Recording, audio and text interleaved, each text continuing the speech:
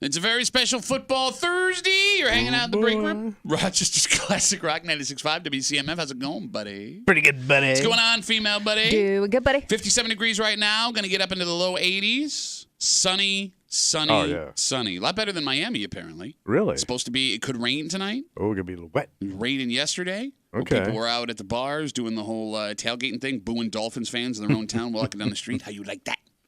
And we'll get to all of that on a special football Thursday throughout the show here on CMF. Do not forget, the game is on Amazon Prime. If you want to watch it, you got to go out. I'll be at the Bill Gray's Tap Room in Shiloh if you don't have Prime. Or you can listen to the game live right here on 96.5 WCMF. They say, Tommy. What do they say? They say the best part about living in Rochester is that you are 15 minutes away from everything. Oh, yeah. Easy to navigate. Oh, yeah. Traffic is not bad. 590, 390, 490, 531, 104. They get you everywhere you got to be, and they do it quick. And it turns out that maybe the idea that you can get everywhere you want in 15 minutes is not entirely true. So what happened? Well, all right. I've been spending a lot of time driving around in the neighborhoods of, like, the city of Rochester for the last couple of weeks. Downtown. Yeah. Well, no, not downtown. All right. Like the city. We're in downtown. Yeah. I'm talking about, like, the east side and the west side of the actual city of Rochester. And yesterday, I finally came to a conclusion. What is that? They haven't done anything to fix the traffic in the city of Rochester since they established the city of Rochester. Really? Well, let me give an example. All right. So my daughters go to Aquinas, right? That's in the city. Yeah. So I take 390 to Lexington. I get off at Lexington. I head down to Driving Park. Then I go to Aquinas down Dewey. Boom, I'm there. And I've been doing that my entire life. I went to high school. Yeah. And the traffic when you get in the neighborhoods has always been rough. But I just assume because there's a grocery store there, you got a couple other big things, that was That why. action. Yeah. I figured that's just the way it was. But it's weird because, like, there aren't a lot of turning lanes. There aren't a lot of lights with, like, arrows like you see at every light. So it's old school. It's very old school. I thought they put an Very ATV lane in. No? Every lane's an ATV lane. Yeah, you know what? You're probably right. But I just assumed, hey, that's just how So they haven't updated anything. It doesn't seem like it. So, yesterday, I told you my daughter was supposed to have her first ever tennis match, but she ended up not playing, but I was going to go anyway. Yeah. And they were playing at Franklin. Right? Okay. So that's a very old school. It turns out. Yeah, it's pretty amazing. Kimmy, we did some research this morning. Franklin High School was opened in 1928. Damn. And when it opened, it was the largest high school in America east of the Mississippi River. Wow, look at that. Oh, yeah. I know. How about that? Right before the crash. So I'm headed down to Franklin, and that is on Norton Street, right? Yeah. Yeah, because it's not Norton. What's the Walmart down in Arundequoit? Hudson. Hudson. Yeah. Hudson. But you're in that area. All right, so I got to go to Aquinas. I got to pick up my youngest daughter, so I fight that traffic on Dewey and Driving Park and Lexington and all that stuff. And I get to Aquinas. Now I'm going down. I got to get to 104, get off at Hudson, and then get to Franklin. So I go down 104. I get off at Hudson, and I'm right in front of the school. I just got to go around the back, and the match starts in 5 minutes. And I go, perfect. I'm going to make it on time. Yeah. I got stuck at a light trying to turn left. Oh. Yeah. For like when you just keep saying it change over and over again and nobody's gone. 15 minutes. No. Yeah, hand of God. You couldn't make a turn? Could not turn left. So it's got to be rush hour. It was 4:30. Really? Yeah, 4:30. So yeah, it's rush hour. Yeah. And like it is gridlock, bumper to bumper traffic. Wow. On this road. And you're right, Kimmy. It's one of those things where one person gets the left turn every time the light Maybe you make it like right as the lights turn in red. I must have sat through 10 lights. It was insane. And I'm sitting in my car and I'm going nuts. Yes. I'm going nuts because it's the least efficient thing you can imagine. But I'm looking at other people in the cars coming the other way and that are like sitting next to me in traffic. And nobody is stressing out. They're just used to it. Exactly. Yeah, it's just the norm. It becomes apparent to me that is like a standard thing for them. And I did not realize. There's been a couple other times over the last couple weeks where I've been in the deep parts of the city of Rochester's neighborhoods. Did they not change anything since they've designed the city of Rochester? Yeah, because how old was that road, right? Well, I mean, the school was built in 28. Right, so so maybe you should say you can almost see where you're going in 15 minutes Bro, in Rochester. I'm watching them play tennis across the field. I just got to get to the parking lot. And nobody was letting you in? Well, no, I mean, they're going straight. You know what I'm but saying? you couldn't inch over? No, I couldn't inch over. Couldn't nose in? Bro, I couldn't even get to the line. Oh, okay. I mean, at least you don't have to do that every day. I mean, to your point, But though, they like do. how could they fix it? It's not like there's room for expansion. You know what I mean? Like Yeah, there's only so much. You can't make it 2 lanes. There's no, but you room put the for it. turning arrow or something. Well, Give somebody a break. And you say that, Kimmy, but I don't know if that's true because, like, there was a time where Ridge Road in Greece was 2 lanes. There was a time where Jefferson Road in Henrietta was 2 lanes. There was a time where 104 was just a road. Yeah, but I feel like there was more room to expand that. Like, I remember when that happened, and some people lost a little bit of their yards. Okay. But I feel like in the city, there's just not a lot of room to work with. I mean, unless it's like that in every old, like, northeastern city. It's possible. It's very possible. But does Cleveland have it? Does Buffalo? Probably areas Syracuse? of it, yeah. It's very possible. Yeah. But, I mean, even if you talk about, like, the city, you brought up downtown. They've done stuff to downtown. Like, they pulled up the trolley tracks. I drive Mount Hope over the... That's old as crap. Yeah, man. but over the 4th Street Bridge and then down through the city that way. Yeah. And that's a breeze. I never have any problems. Like, the road's good. It's wide. There's plenty of arrows and lights and everything. It's cool. It is just like when you get into, like, these neighborhoods, and it's not like Hudson Ave is like a not busy street. It's not like Dewey Ave is a not busy street. Yeah, it's always crazy. You know what I mean? Like, I don't know. So, like, for me to bitch about this, it's fine. I don't have to do it for, like, work or anything. It got me thinking, like, I know there are a lot of people that drive for a living that listen to this show, and a lot of people that drive for a living that have to drive throughout the city of Rochester. How the hell do you do your job on a daily basis? It's got to be brutal. Right? Mm-hmm. Well, thank God. Well, you know what? They'll probably free up some resources as soon as they finish repainting that bridge downtown. You talking about the Freddie Sue Bridge? Yeah. For some reason, they're painting it again. Another coat of silver. All right, so question, and I'm asking this honestly. Are they painting it to make it look better, or do they have to paint it so it doesn't, like, fall apart? That would be a good question. No, I thought we... Oh, could we ask somebody? They already did. Oh, what was that? That was a good Yeah, question. it was. Oh. I think it's like maintenance. I thought No, I we feel talked stupid. about it. Scrape the rust off. Did we talk Yeah, about because it? I thought they found, like, this new paint that doesn't rust or doesn't rust as fast or something, and that's what they're Rust-Oleum. coating. That's what they're coating it in, something to prevent the rust. I just ordered 25 billion cans of it. Can I time out for a second? Can I time out? Well, I love how you have, like, Mayor Malik Evans down at, like, Lowe's, right? Like, doing paint samples. I'm going to need $25,000 for this, please. We've talked on this show a ton about how scary it is that there are bridges in Rochester that literally have pieces falling off. Oh, yeah, of them. chunks. Right. And then the city's like, hey, we're going to paint this bridge to make it, like, last longer. And you're like, oh, you're an idiot.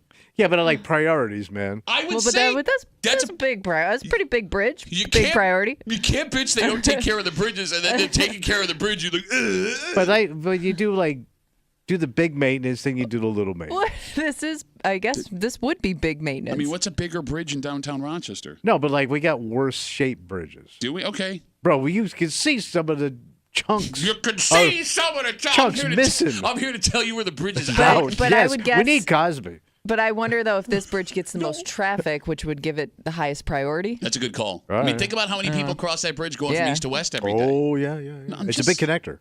It It is. is. I know. I'm actually saying, is. yes, I agree. Big enough.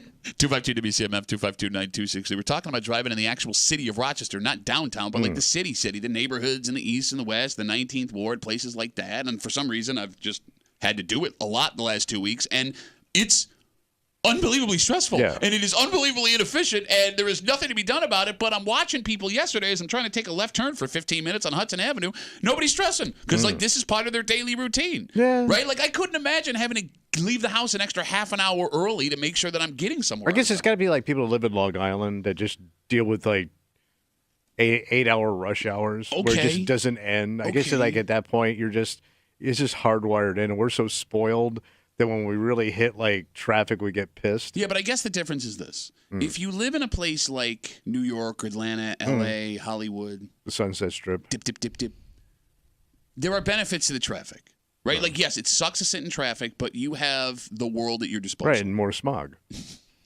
When you live in a place like Rochester, and I love Rochester, right? Like, to have to fight that every day to go to Price Right or Wegmans. Yeah, you're not going to a Dodger Right. game. Exactly. Like that, I would be out of my effing mind. Out of my effing mind. And here's the thing, I bring up the city of Rochester and like those neighborhoods. There are some small towns and villages that have the same problem. Like Victor, for example. Really? What's wrong with Victor? Get backed up. There's only so many main roads in and out. Have you ever driven through Victor, like when school's letting out or during rush hour? Down 96? Like, that main street right there through the town? I got stuck there one time, and I thought it was a practical joke. I thought... Like there was construction or something. Kimmy, I thought someone, like, they were going to have a camera where they just had a sign that said, like, stop for traffic for a joke.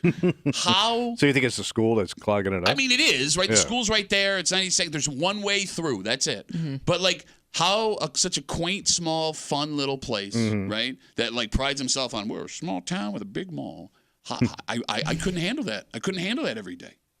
Yeah, but again, like, that's probably, like, a small amount of time that happens, where I'm guessing in front of Franklin, it's probably like that all day long. I don't know. With all the businesses and everything that's going on down there. Okay, but like you say, it's probably a small amount of time. Right. The reason they call it rush hour is because everybody's out. So for you to be like, oh, it only happens during rush hour. It only happens when I'm on the road 2 times a day, so I guess it's fine. Only when I am driving my car does it happen. I bet you it turns around quick, though, in Victor. Okay. It's country traffic. It kind of happens in Pittsford every once in a while, too. Yeah, the avenue gets a little backed up. So it's Monroe Avenue, and what's the cross street? Monroe Avenue 2 in Douchington? Is that the other? Yeah, Lord Douchington. You're talking about Culver in that area, like where Whole Foods is and all that? No, I'm talking about the actual village. Oh, going into the village. Okay, when like Monroe and then like where the clock tower goes, that clock is so douchey. It is the douchiest clock. Pretty cool looking. No, it's not. Do you know you can buy those for your house? For what? Why? Like mini ones? No. Like the actual? Those ones you see in towns, you could buy them. Why would you buy them? I know. It just came. Long story, my brother was explaining it to me when I was on vacation because I saw one in a dude's yard where my brother lives. Okay. Oh. And I go, is that the town? He goes, no, you can buy those. I Weird. go, what does that cost to tell the time in your yard? Like $40,000? Yeah, like what's the point? Do you not have a Because cell you look phone? like an ass.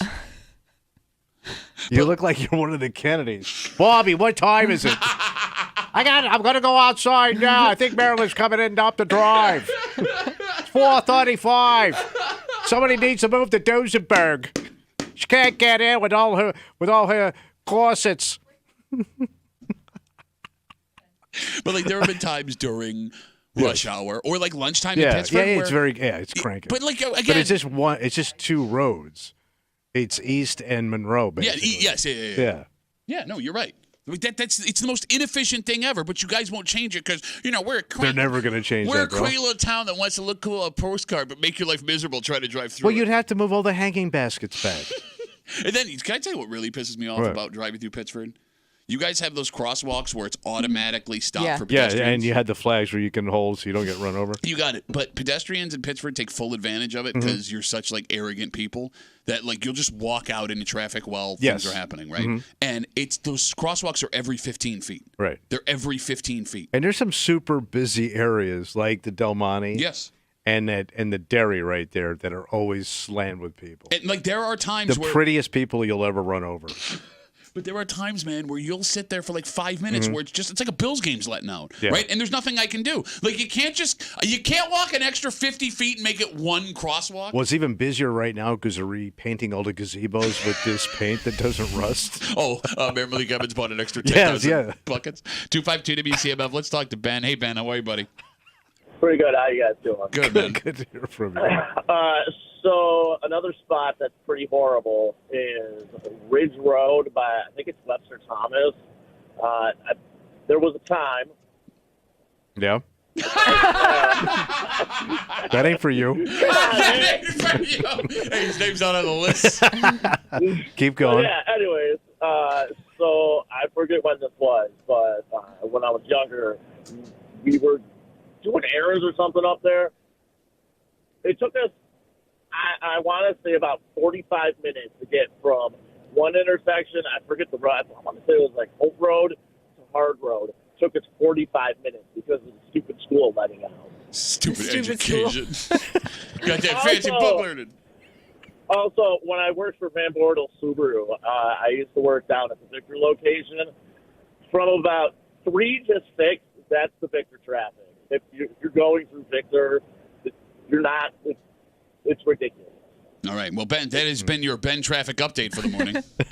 No problem. Thanks, buddy. Have a good rest of the day. Look, you can say what you want about the West Side and take shots all you want. I don't. There is not a town on the West Side. Like Greece No, there's got to be areas that get backed up. I mean, like Greece probably has its pockets. Where? Greece is one of the biggest suburbs in America. But in the defense of Greece, over the last 30 years. There's 1,000 ways to get around. And they've made it very efficient. Like Ridge Road is a highway. And granted, there's problems with doing that stuff too. But there's never been a time where I've been in Greece where I'm just like, effing go! Effing go! Well, they did. They've expanded it.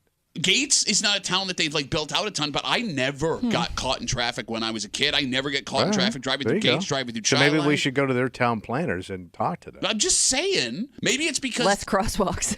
That's what it is. Get on your bike or get the hell out of the way. Maybe it's because the east side of town is older than the west side of town, so it's hard to, like you said, build out those villages. A little more quaint. And in the city of Rochester, Kimmy, that's a very valid point. The project and the time it would take to build those lanes out on Norton and on Driving Park and on Lexington and places like that would be brutal. But for God's sake, Well, luckily you don't go down there that much. I got to go to Aquinas every day. Oh, I was thinking about Franklin. Oh, yeah. Going more and more. Yeah. Yeah, no, I don't have to deal with Franklin, thank goodness. But all you folks that have to drive down Norton on a daily basis, God bless you. God bless all of you. We got a dynamite, not so much 15 minutes anymore, kind of breaking for you this morning here on CMF. It is a very special football this is a Thursday. big game tonight, buddy. No, okay, No, this is big. Now, here's the thing. And that's what we're going to talk about a little while, is it's a game the Bills don't need. Because I have a shocking statistic that tells us that losing a divisional game early in the season for the Buffalo Bills is far from a death blow. Now, don't get me wrong. You want this game. And you may want this game more than any other game for the rest of the season if you're a Bills fan, because this team is the worst. And this version of this team is the worst. And the fans of this version of this team is the worst. It's not a win you need.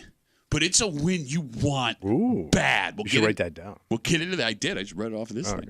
We'll get into that. It is a special Thursday edition of Tommy Tells Like It Is. Wow. You're 2-2-1. It's a respectable first week. Not bad. We will find out what Tommy picks, and we'll do it just after 7:45. And to recap those picks, just after 9 o'clock, our good buddies Mike Danger from 95.7 The Fan and from the Let's Go Duffalo podcast, Ryan Duffy. Ryan Duffy from the Watt Squad. I can't wait to see his outfit today. He's going to blow it. He's got a thing going for him. He accidentally backed into a tag, and he's going to show up in a T-shirt. What? Red carpet Ryan. Red carpet Ryan? We got to do a photo shoot. He's going to disappoint you. It's a kid's calling card. All the Duffys do.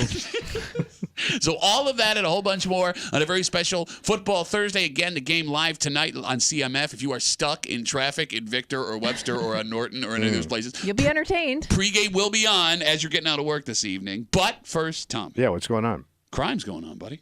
I thought crime was down. Okay, crime is down, but it turns out that pirate statue thefts are up 100%. What? Did you see this story? Did you say what? Pirate statue thefts. A pirate statue. Pirate statue thefts are up 100%. What is a pirate statue? That's exactly what you think. But who has one? Well, you're going to feel Long stupid. There are John more Silver? out there than you think.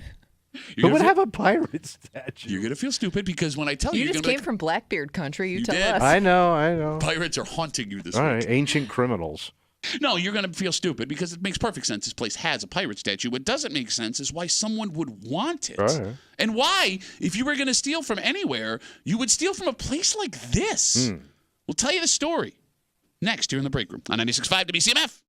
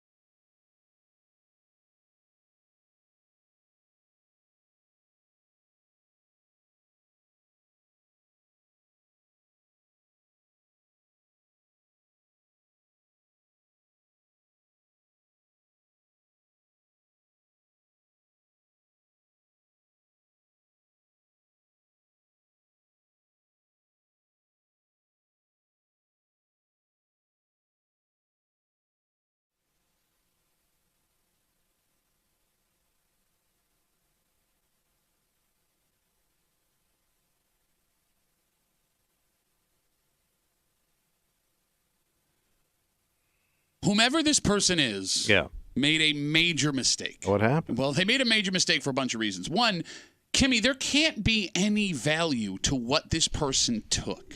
I wouldn't think so, right? Like I don't think this is a theft where your goal is to resell. Okay, is it like a gag? No, it's not. In fact, it's like a heartwarming thing. Yeah. Second, you are caught. They know who you are, or at least they're going to soon. And third, if you're going to steal from someone, don't steal from a charity that's run by a bunch of former cops. And I don't think you can argue you didn't know what this was for.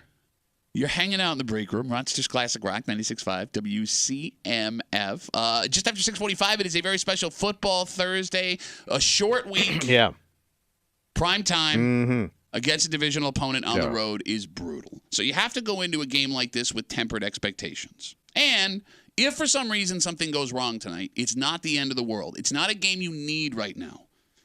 But I've never wanted anything more in my life than this game tonight. All right. And we'll get into it just after 6:45 here on CMF.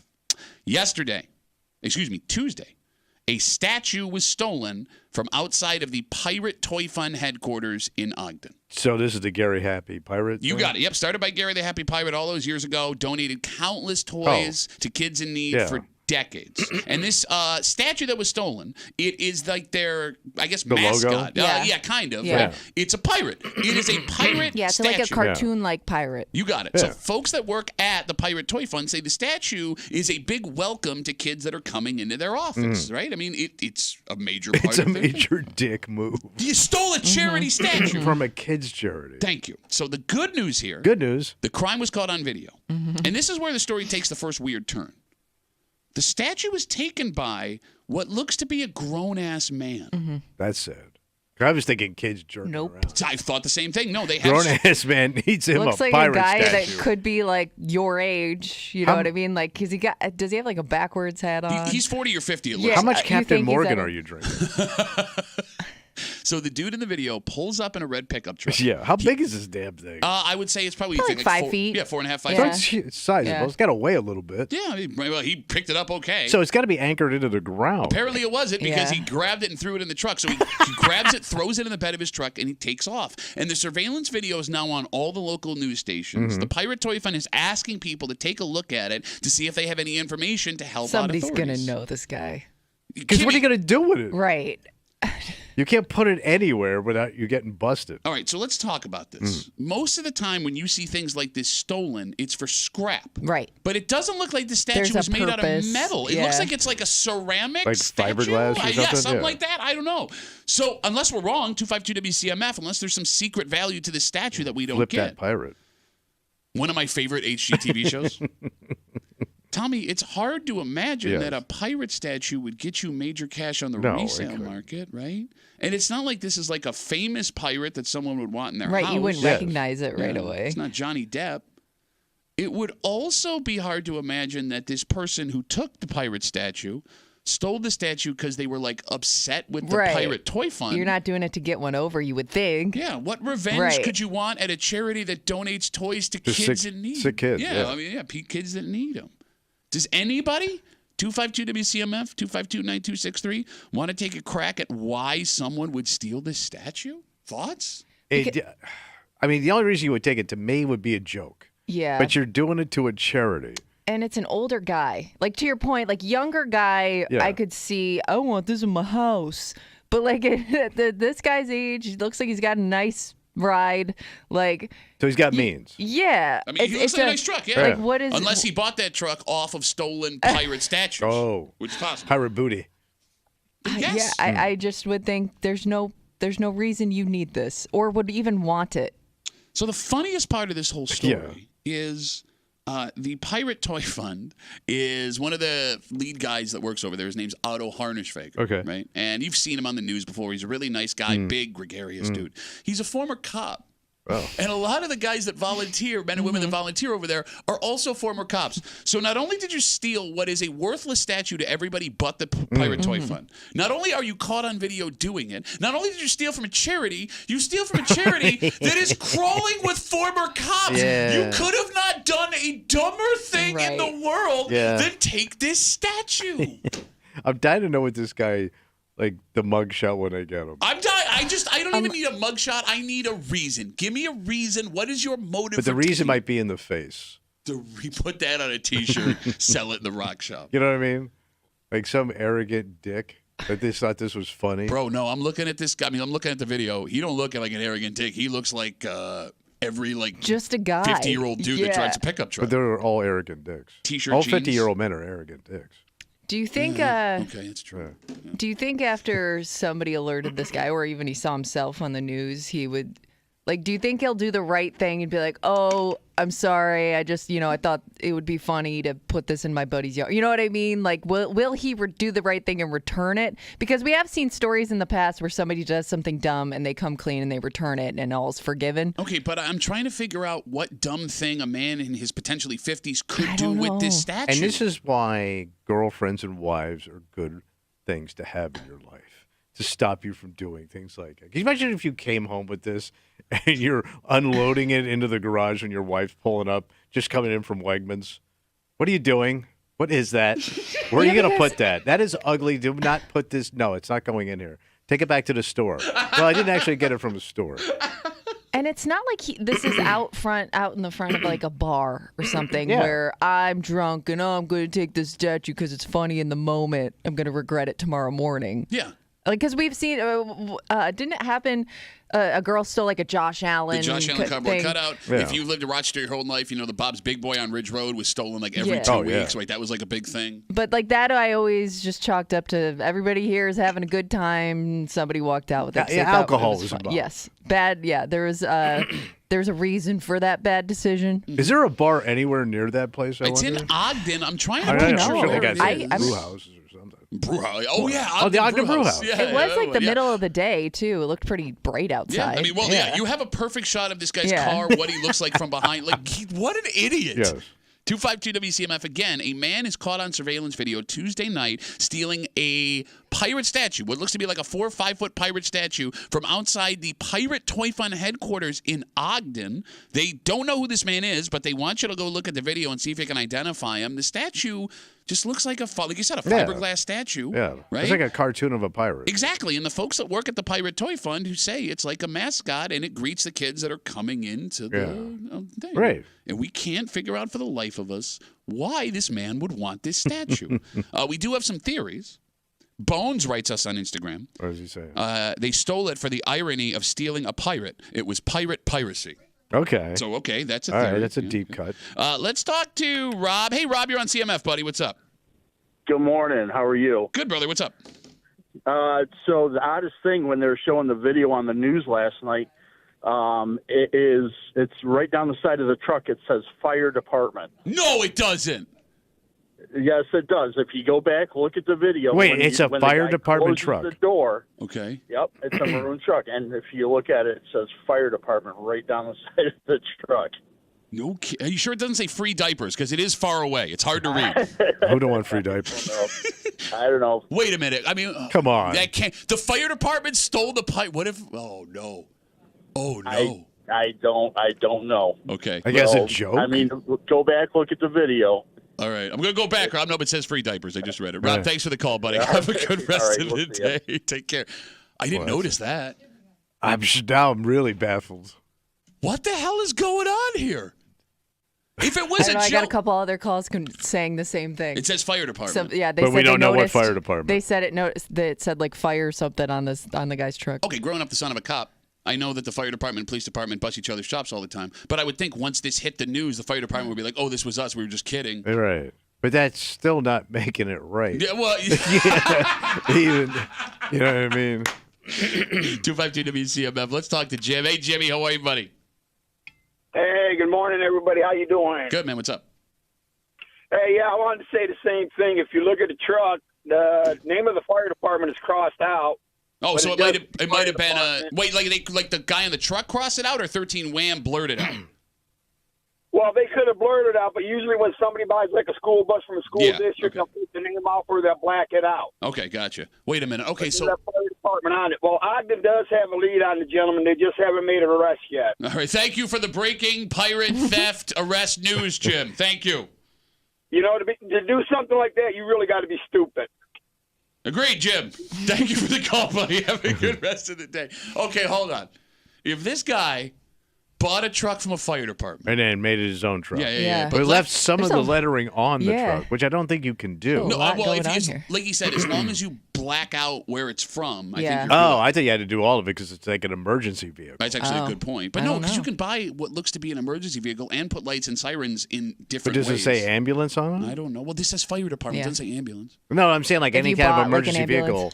I think you had to take all that stuff off. Yeah, you got to take the word ambulance off it so people don't know it's an ambulance. Well, maybe the bills are. I'm having a heart attack, and here comes Josh Allen to help me. Did you hear what you just said? No, hey, listen. When you buy this pickup truck with the back to cut off with a box on it, make sure you cross out the word ambulance so no one's confused. I think you got to take all that stuff off because it looks semi-official, even though it looks like a lot of fun. All right. Well, listen. Whether or not we don't know if what Jim said is true about the lead. Go watch. Jimmy Obvious. I heard. You know what I think? It's pretty stupid. Take a second, go look at the video. If it's someone you know, call the Ogden Police Department. Or call the dude up and say, just bring it back. No, do not confront the pirate stealing. All right. Criminal. Tonight, oh boy, Bills, Dolphins, divisional game, prime time. Amazon Prime game you can listen to live right here on CMF. And look, you have to walk into this game rational right now. You have to have a rational thought. I do. I've been saying for years, and you always tell me that I'm wrong, that going on the road to play a Thursday night game, especially against a division opponent, is borderline impossible. Now, that's not to say the Bills aren't going to do this tonight, but deep breaths. Right. And if for whatever reason it doesn't go the Bills' way tonight, it's not the end of the world. In fact, we have a statistic to back up that everything will be just fine. So you don't need it. But I want it. Well, you kind of need it. I think you need it. No, you don't need it. You just want it. I'll explain why we don't need it. We can argue about that. That's fine. But there's a reason I want it, and I want it bad, and we'll get into it next here in the break room on 96.5 WCMF.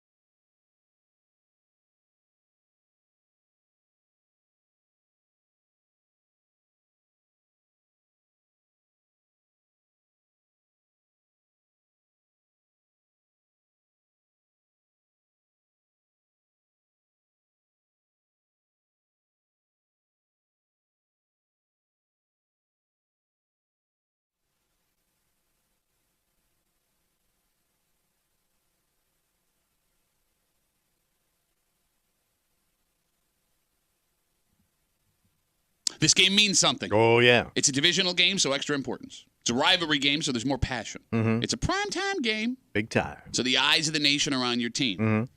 But for some reason, it feels like even more than that.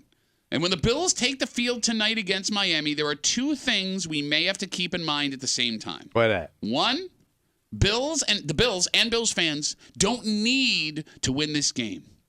But damn it, do we want it bad. So you feels it. Oh, boy. You feels it bad. You're hanging out in the break room. Rochester's Classic Rock 96.5. WCMF. Bills, Dolphins tonight live on 96.5. WCMF. Remember, the game is on Amazon Prime. So you can listen to the game here if you don't have Prime. You may have to leave the house if you don't have Prime. Where am I going? I got the perfect spot. Really? I'm going to be hanging out at the Bill Gray's Tap Room in Chai Lai. Yeah. Should be good time. Delicious food. Oh, watch Pat enjoy that delicious food. Fantastic beverage. Oh, he'll be sucking them down such down at the bar with old Pat Duffy. And the game. And again. We will see you tonight, Bill Gray's Tap Room, for the WCMF home field advantage here with your friends on CMF. All right. Not going to sugarcoat this. All right. There is a lot going against the Bills this evening. Like what? Well, you're on the road versus a division rival on a short week, and that is brutal. And I know you underplay that every year, how hard it is. I'm telling you, it's bad. 2, you're facing a potentially explosive offense without Matt Milano and your best nickel corner in the best nickel corner in the NFL, Teron Johnson. That is game changer. All right. 3, Josh has an injury to his non-throwing hand, and he's been practicing all week, right? And he says he's going to be fine, but he always says he's going to be fine. Yeah, he's like, no big deal, guys. Does that affect Kimmy how he's able to run the ball this evening? We'll find out. And on top of that, you have a Miami team that Buffalo has continued to embarrass since the moment that Josh entered the league, and they want revenge, and they've wanted it for a long time, and they, once again this week, said as much at the press conference. Right. This Bills team, Tommy, still growing and learning. Okay. And we're not totally sure what we have here. A lot of new faces. Yeah, you got it. Fact of the matter is this. The Bills don't need this game tonight. So they could lose it and they're all right? It's not the end of the world. It doesn't always hurt them at the end of the year, like with wins and losses where they don't get home field or some crap. Fun fact. What? The last 2 years, Buffalo has lost their first division game of the season. Last year against the Jets on opening night. Right. 2 years ago, that game on the surface of the sun in Miami. Oh, the Heat Bowl. You got it. Everybody was like having heat stroke. Yep. Yeah. Both of those years, the Bills still won the AFC East. And if I'm not mistaken, both of those years, the Bills had the 2 seed in the AFC, and one more win would not have gotten them the top seed. It wouldn't have mattered Exactly. anyway. That win would not have mattered. So if for some reason the odds are too great to overcome tonight with everything that is sideways, the Bills will still be fine. But Tommy, there's needing and there's want. You're going down to Pride, Pat. No, but you're going down to Punk Town. Because that's a team full of punks. I know I'm not alone as a Bills fan. You hate them. Bro.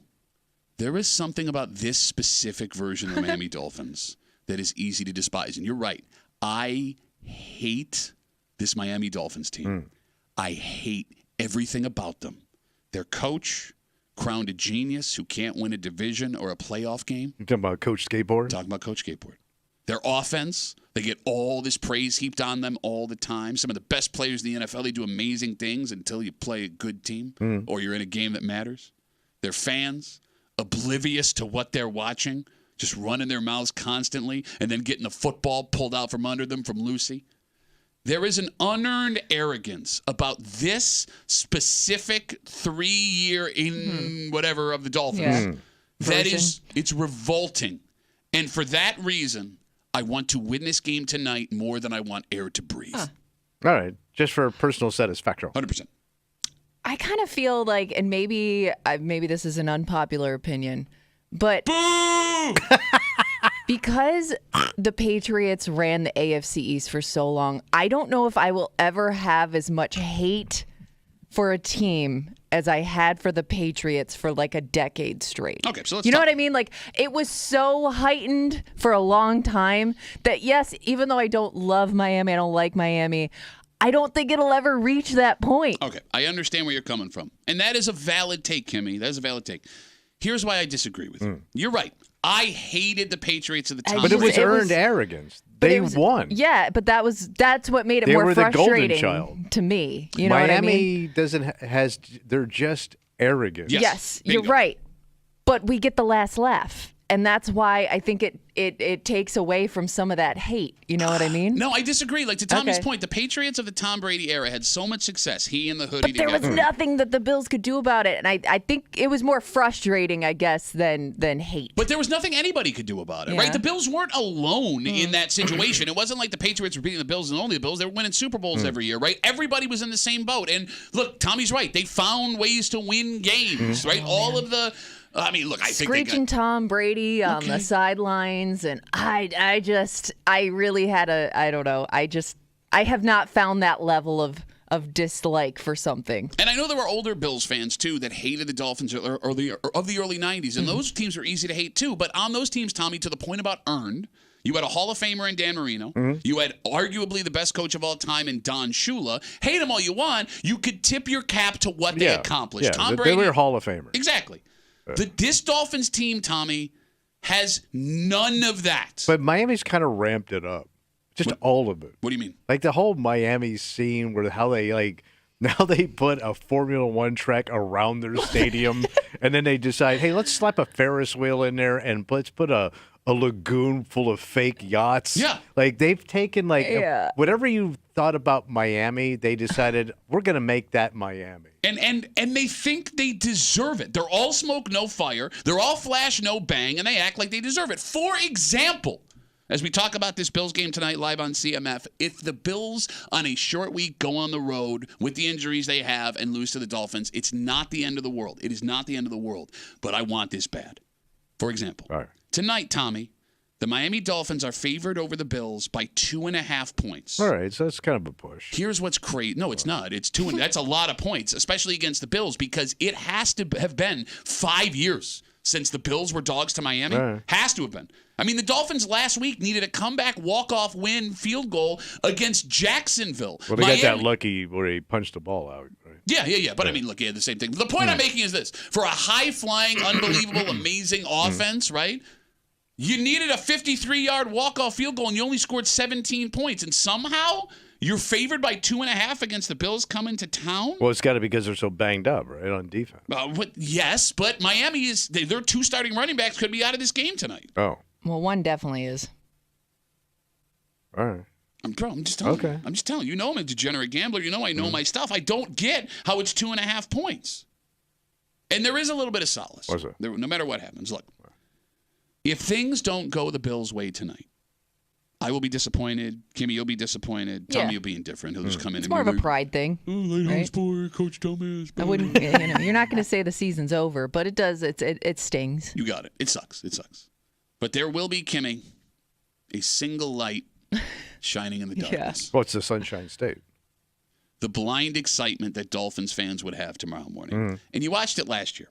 The Bills came out of the gate 5-5, and at one point during the season, Miami had a 3-game lead in the AFC East, and Dolphins fans were running their mouths like the season was over. Blah, blah, blah.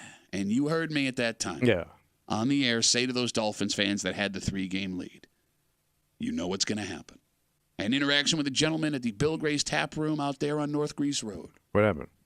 He was running his mouth during the Bills bye week, blah, blah, blah. And I said, look, man, we've been here before. We both know what's going to happen. He goes, not this time. And what happened, Tommy? The Miami collapse? That's right. No matter what happens tonight, I believe the Bills will still win the East. But if Miami gets this game, that arrogance does come back from the fans, and those mouths will begin to get run. The only joy, bless you, out of a Bills loss tonight, it'll be fantastic to have to watch Dolphins fans slowly sink back into the darkness again after they feel like this is their year. All right. So either way, you're going to be feeling good. No. I mean, that's the tiny solace I will have. I mean, I want this game. I want this game. Every Bills fan wants this game. Give me the game. How are they on Thursday nights? I don't remember. Miami or the Bills? The Bills. Last year they were not great. Ooh. But the Bills also traditionally play really well in primetime. Again, like while you were gone, Kimmy and I were having a discussion about how it's going to be 6 weeks minimum until we really know what this Bills team is. A long time. But there's a lot of new faces. Goddamn half the season. I understand, but you got to get comfortable. I mean, hell, last year we knew who was on that team, and it took them 10 weeks to figure out what they were. Right? And they had to fire an offensive coordinator to do it. I hate waiting. You hate waiting? Yeah, no, why wait? I mean, that's what football is. You wait to watch the game. You wait till the game is over, and then you wait to hear what everybody has to say. I don't like it. You don't like waiting? Let's get going. Okay. Come on. Training camp's over. What'd you do at Fisher? Take a nap? You want me to call them up and see if they can play the game at 11 o'clock in the morning? Oh, that would be nice. Okay, I'll see what I can do. Thursday night football at 11 a.m. One more. Man, that would be great. Of course it would be. Man, remember that COVID year where they played that Steelers game at like 2 o'clock on a Wednesday? Yeah. That was awesome. It was a midday game. Yeah, it was like 3 o'clock on a Wednesday in the middle of the week. It was like the greatest thing ever. Mm-hmm. All right, so tonight. All right. Bills, Dolphins, live on CMF. Your pregame here on CMF will be going on during your ride home, so you can catch that all the way home. If you want to watch the game, like I said, I'll be at the Bill Gray's Tap Room in Shiloh. Tommy has his picks ready to go. Oh, I'm ready to go, buddy. Just after 7:45, we have a prime time edition of Tommy Tells It Like It Is. It's like normal, except he gets louder. And after 9 o'clock, we have our good buddies from 95.7 The Fan, Mike Danger, and from the Let's Go Duffalo podcast, Ryan Duffy. RD's going to be here? Right. To recap those picks here on a special Football Thursday in the break room on CMF. Are you ready to have a brand new fear you never considered unlocked? I was looking for a new fear. I'm getting tired of my old fears. Bro, like it's one of those things where it's almost never going to happen. What's showing up now? Well, but it happened yesterday in Webster. Did you see what happened in Webster? Well, they had the flood. No, it was past the flood. There's a lot of things happening in Webster. Getting pretty biblical out that way. I don't remember, Kimmy, a car in the Bible. Oh, no. But there was a car in a place it shouldn't Sure have been. was. Oh. And look, if you sat through this, you may never do this ever again. You must have seen your life flash before your eyes. 100%. And thank God everybody is okay. Yeah. And as much as this is terrifying, it's something you'll think about every time you maybe do this from now on. This is a great blow for the husbands of the world. Because, Kimmy, you know that it's always the wives that want to do this when you go out to eat. Yeah. And we push for it. It sucks. I think Tommy kind of likes it, too. It sucks. Next to the break room. Let's CMF.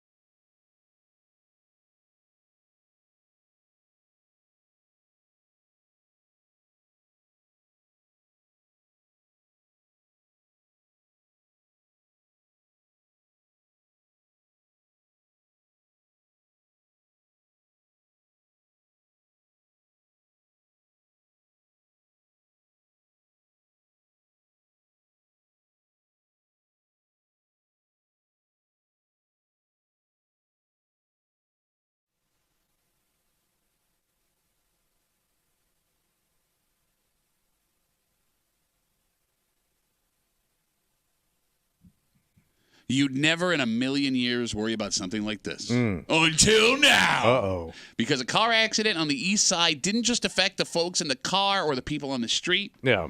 It had an effect on some folks just trying to have a delicious meal. What happened? You're hanging out in the break room, Rochester's Classic Rock 96.5, WCMF, just after 7:25, 7:30. There is a woman in a small town 30 minutes from here. Never any good. No, she's good. Oh. In fact, she's like a wonderful woman. She's cool. She wants to beautify the world. She was doing something she thought would bring joy to people in her community. What happened? Why are you laughing? Some dick like you lives next to her. That's what I've thought of immediately. And Kimmy, how like a Norman Rockwell style town like this would ban of all places. And she went about it the right way. And it just shows. All right. Also surprised that there are actual rules against this. Well, no, it's not surprising. Like written out specifically this thing. Surprising. This guy sitting across from us, that's surprising. She has the right permits. We'll tell you the story just after 7:25, 7:30 here in the break room on CMF. Tommy? Yeah, what? Did you see what happened in Webster yesterday? I did. Story on 13WAM for those who did not. Yeah. Says a car going east on Main Street hit a speed limit sign, and then a small tree, and then a guardrail protecting the Cobblestone on Main restaurant. The car hit the guardrail feet from where people were eating outside. 2 people eating on the restaurant's patio were injured. They were treated on the scene. They're okay. But whoever it was, they didn't actually hit the patio. Right? No, they hit the guardrail. Right. From so what right I understand. there. It's like right. Bro, if the rail's not there. Yeah. Your al fresco is over. The driver, according to police, had to crawl out of his car. Damn. Did he flip his car? Did I read that somewhere? I don't know. Right, I mean, if you crawl out of it, it's not out of the question. Well, he could have crawled out of it because he was embarrassed. Ooh, sorry, guys. The driver was taken for treatment, but it sounds like he's going to be okay, right? So what about the diners?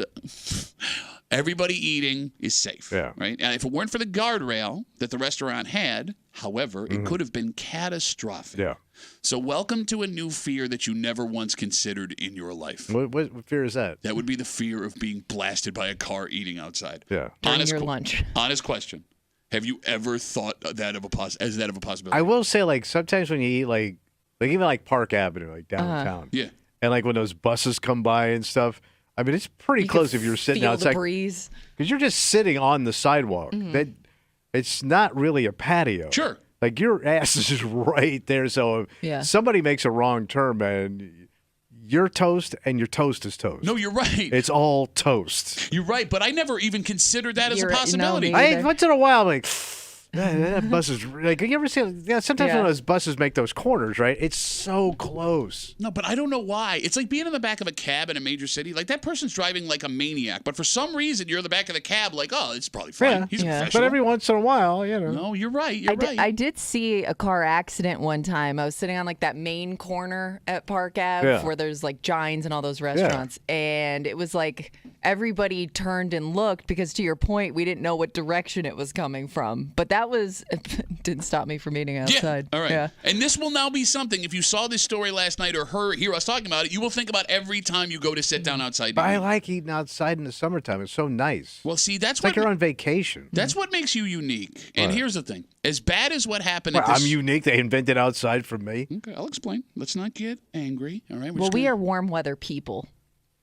Now, he thinks if you're a man, you eat outside. Well, from my experience, my husband's not a big outside eater guy, especially if there's no shade. What happened yesterday? It's like you're dating an Indian elephant. What happened? No, they work. They hang out in the sun all day. They hate it, though.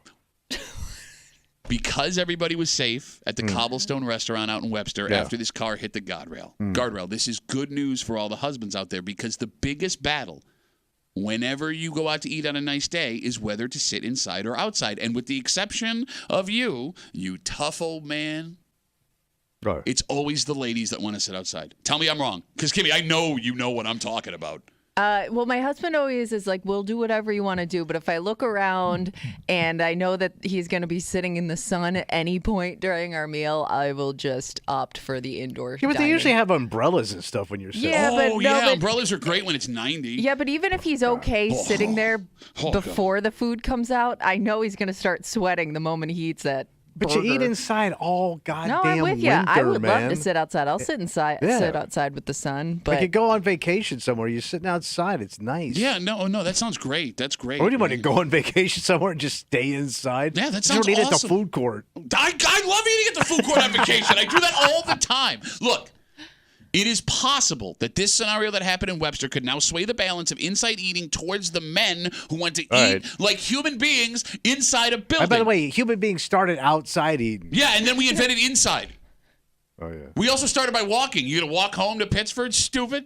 Look, eating outside sucks, and it bothers me how many places in the greater Rochester area now offer that option. Because, one, it is always hot. In fact, for the people that want to sit outside, it has to be hot. Because I could handle, Kimmy, a 65-degree outside meal. Mm-hmm. I could do that easy. But my wife would go, nah, too cold. My wife only wants... You don't want to sit outside when it's 65 I would love either. to sit outside at 65. No, I think you don't want to eat outside 65. at all. My wife only wants to eat outside if we have our lunch on the surface of the sun. So you also think people that eat outside are food holes. They're dicks. Yeah. Oh, I just like the fresh air. No, he looks down on them. No, here's why. He looks down. They're sissies. I didn't say arrogant. sissy. I didn't say sissy. They think they're arrogant, better than everybody else. Yes, that too. Also that. You think they're me. Well, here's why. Because you don't want to sit outside because it's vacation. When you go to a nice place, when you go to a fancy place, you want to sit outside, hoping that someone you know sees you at that you want nice to see place. and be seen. That's baby. what I'm saying. That's what they call it, making a scene, man. People that sit outside, they only want to sit outside so someone will be like, oh my God, is that nobody cares at Jazz? Sorry, so if you see me down at Fairport. Yeah. And I'm sitting at one of them outdoor places. Yeah. And maybe it's just I'm having a cocktail with my wife, maybe a little hors d'oeuvre, little app. Yep. Live music. Sure. What's your opinion of me? Especially if it was your idea. And I understand that there are folks listening that are forced to sit outside. Look, I get that there's collateral damage. It's not your fault, right? But if you want to sit outside. I do. No, you're a bitch and you're a douche. And sometimes my wife will want to go inside because there's bees. And I'm like, I'm fine with the bees. No, thank you. Everything about outside, when you eat outside, and the phone number is 252-WCMF, is a problem. You get sweaty. Your waiter or waitress is inside. Yeah. And if you need something, you can't get them. Well, they'll be back out, man. The wind is blowing. You're not eating in Paris where they blow you off because you're an American. The wind is blowing your napkins around. Tell me that's not a problem. I learned how to anchor my napkin. Oh, did you? You're a napkin anchorer? I use my cell phone to anchor my napkin. No, because now your napkins are gross because your cell phone's gross. So you're rubbing that all over your face. I don't mind that. I don't mind a little outdoor bacteria. You got a staph infection, and you brought up the bees. Staph infection. Staph infection. Tommy is what I'm going to call you. Tommy infects. And the bees you brought up, there are always bees. There are always bees. You swat them away. And once you've committed to sitting outside, you cannot make a change. You cannot go back inside. No. So the most frustrating part of your wife dragging you outside to eat at a restaurant, half of the time, your partner wins the outside battle and then starts complaining about, it's too hard, it's bees, and the wind, and again. Like, even if I'm just having a drink somewhere. Yeah. I'm not even going to eat. Just to sit outside and have a cocktail. It's so nice. I was just going to say that. Why do men make it an exception for that? Because Three Heads, big on patio season. You go there and all the dudes are drinking outside. But what are Kimmy's favorite? All the dudes are drinking outside. It sounds like a 1950s surf song. You guys love a patio when you got a beer in your hand, but you won't eat outside? It's a very simple explanation, and I can explain it easy. 252-WCMF, 252-9263. Again, we're talking about the story that happened out in Webster. It was the Cobblestone Restaurant on Main Street. There was an accident. A car hit a street sign, then it hit a tree, then it hit the barrier protecting the people eating outside. 2 people were injured. They were treated at the scene. They're going to be okay. The guy in the car had to crawl out of the car. He was taken for treatment. Sounds like he's going to be okay. And if it wasn't for the guardrails here, this could have been catastrophic. But because everyone is okay, this could actually be a good thing for the husbands of the world that don't want to eat outside because eating outside sucks. So Kimmy had asked why gentlemen are fine having a beer outside on a patio but not a meal.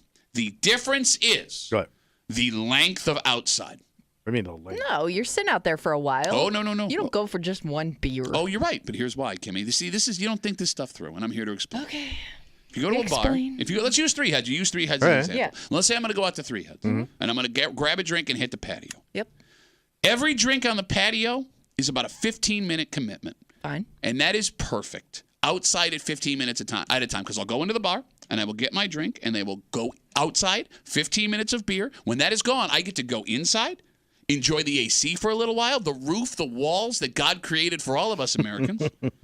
And then I re-energize with my inside time. I re-energize with my inside time. You're a marathon man. And then I go back outside with my new beer. Meal outside with a waiter or waitress is a minimum 45-minute commitment. And unless you are crossing the Oregon Trail, you shouldn't spend more than 45 minutes outside. I've never, once I drink outside, I never go back in for my drink. I wait for the girl to come back out. Or the guy. Hey, baby. Mostly a girl. For my next drink. I was going to say, how at a regular bar, there's not usually a waiter or waitress outside. Only the places Tommy drinks they have outside. So I used to drink up on the lake of those joints. Yeah. I would sit out there, man, smoke a cigar, drink. It was so nice to sit out there. No, I'm sure the people around you really appreciated you. Everybody was smoking out there. Everybody's smoking in Webster Bay. Smoking! Including the car that was upside down after it hit this guardrail. But it's like you're on vacation. It's so nice. Oh, my God. It's not. And you get such a small window to do this. Oh, yeah. You also have such a small window to fast. I don't see it doing that. Why don't you pick something else miserable to do? I'm not going to eat for 16 hours. It's like being on vacation, except you got no money. So when you go on vacation with your wife, to a nice weather place, you hate it? I hate it. I hate it. Yes, I don't want to go to a place that's one thing I look forward to on a vacation. What, being miserable?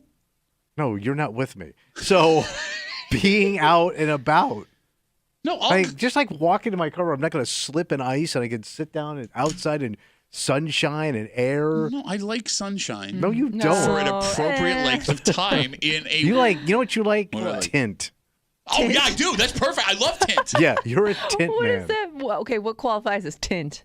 Any tinted window, tinted area. Okay. He likes tint. He's right. I need a window. If it's even a clear window bothers me. Yeah, you want a tinted window, tinted windshield. Yeah, like even if you're in a restaurant at the window, right? Like if that sun's beating through, you start to feel the heat from the sun after a while. Like you're like, it's 60 degrees in here, but I'm sweating. What is happening? So going back to the initial story of the car hitting the guardrail on Main Street in Webster. Let me ask you a question. Go ahead. So let's say you're out there because you love eating outside. They call you Tommy Outs. Yeah. All of a sudden, boom, car hits this guardrail. You're okay. You're okay. Oh, I'm going to be shocked for sure. You finishing your meal? Oh, yeah. There's first responders everywhere now. People are hurt. It's not disrespectful to keep eating your pork chop. Are you okay? Do you remember when I was at a bar and in town, I love this joint, great jazz joint back in the day. Mm-hmm. I go outside to smoke my cigar, and there was a gentleman having a severe medical issue, and they were working on him, and then they got him in the ambulance, got him out of there. And I still sat there and had my cigar and my cocktail. Okay. I think that you're a bad person for that, but this the band didn't even stop playing. Yeah, are you sure it's jazz? They could have been tuning their instruments. No, but I still sat outside. Okay, no, but I'm saying even this example is different than that one because that's one person affected in that moment. Here, everyone was affected, whether you are hurt or whether you're traumatized. I think for you to continue to eat that meal makes you a dick. I think I can eat through a lot of trauma. I've seen some of the girls you've dated. Kiva, you finishing that meal? What do you think? Probably. Wait, really?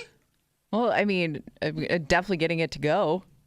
Or do you take it inside? Not just leaving it there. Okay, you just take it inside. Well, okay, I mean, taking it inside, I guess, would probably be the... Just pick up the plates and move it inside. Oh, yeah, probably not like sitting there in the same spot. Let's talk about taking it to go. Yeah. How much of that food has to be left on your plate for you to ask the waitress, who, by the way, is probably also shaken, waiter or waitress, right? Yeah. By what happened. For you to, excuse me, there's first responders everywhere. People trying to help. To go box over Pardon here. me. Listen, I gotta. I'm running out of time on the meter. I need to get out of here. How much of the meal has to be left? At least half.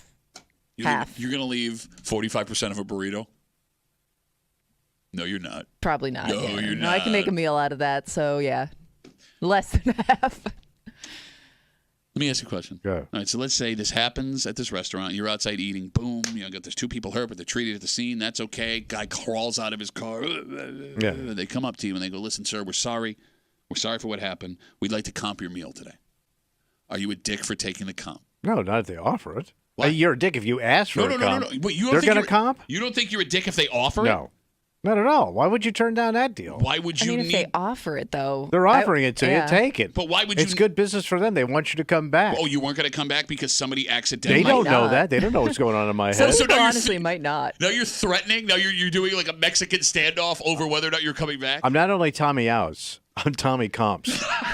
I'm taking if somebody offers me a comp, you take it. Yeah, I wouldn't if you ask for it. a comp, you're an ass. No, it's the same thing. No, it's not. They need your money. What did they do wrong? Well, he offered it to me, so maybe he doesn't. Did they? He did. No, you can say, no. I understand it's not your fault because they're going to lose. People will take that comp, and they're going to lose money that day. You could be the one that does the right thing. But I'm coming back now because he treated me right. Oh, wow. You're coming back hoping for another comp. You're going to call a buddy up and be like, hey, speed over here.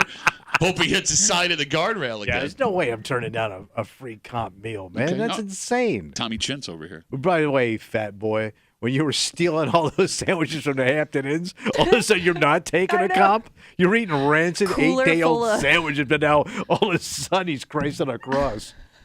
Because he's not going to take comp calamari. It's called campamari, first of all. Second of all. And it's delicious. No, there was a point in my life where I would have taken that comp. Of course you were. You were literally overtaking things that was comp to you. Patty comps. You had a comp for a sandwich. You took 8. No, that wasn't a comp. That was legitimate theft. That was legitimate theft of breakfast sandwiches from the Hampton Inn. No, but like now that I am older and understand how class works. No, because you got a little bank now. Fancy London boys showing up. Jolly old Pat from London.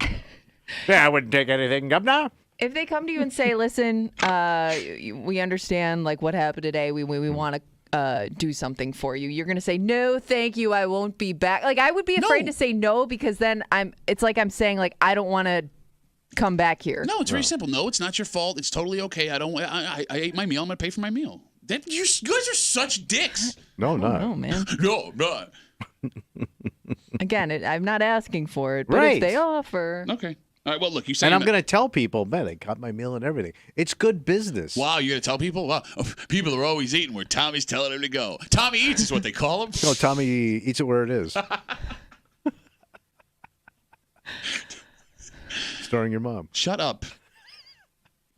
You know, you say, I'm not a dick, and Kimmy's on your side here, but she's about to flip and go, oh, yeah, he's a dick. Why? What happened? There's a story from a town 30 minutes east of us that we never talk about, and it's exciting that we get to talk about this small town, right? Because, you know, we love everybody here. Mm-hmm. But there's a woman who's not happy with this town. She's a resident, and she wanted to beautify the area. Nice. A hobby of hers, something new. Women with a hobby is not good. Outdoor hobby Women with a hobby is not good? No, outdoor hobby woman is no good. As soon as we gave the vote, things went to hell. Woman with a hobby is not good. This woman, Kimmy, it sounds like, is someone who cares about her community and wants to make it a better place. But thanks to some town rules and one dick. Didn't have the permits. We'll get into it next here in the break room on CMF.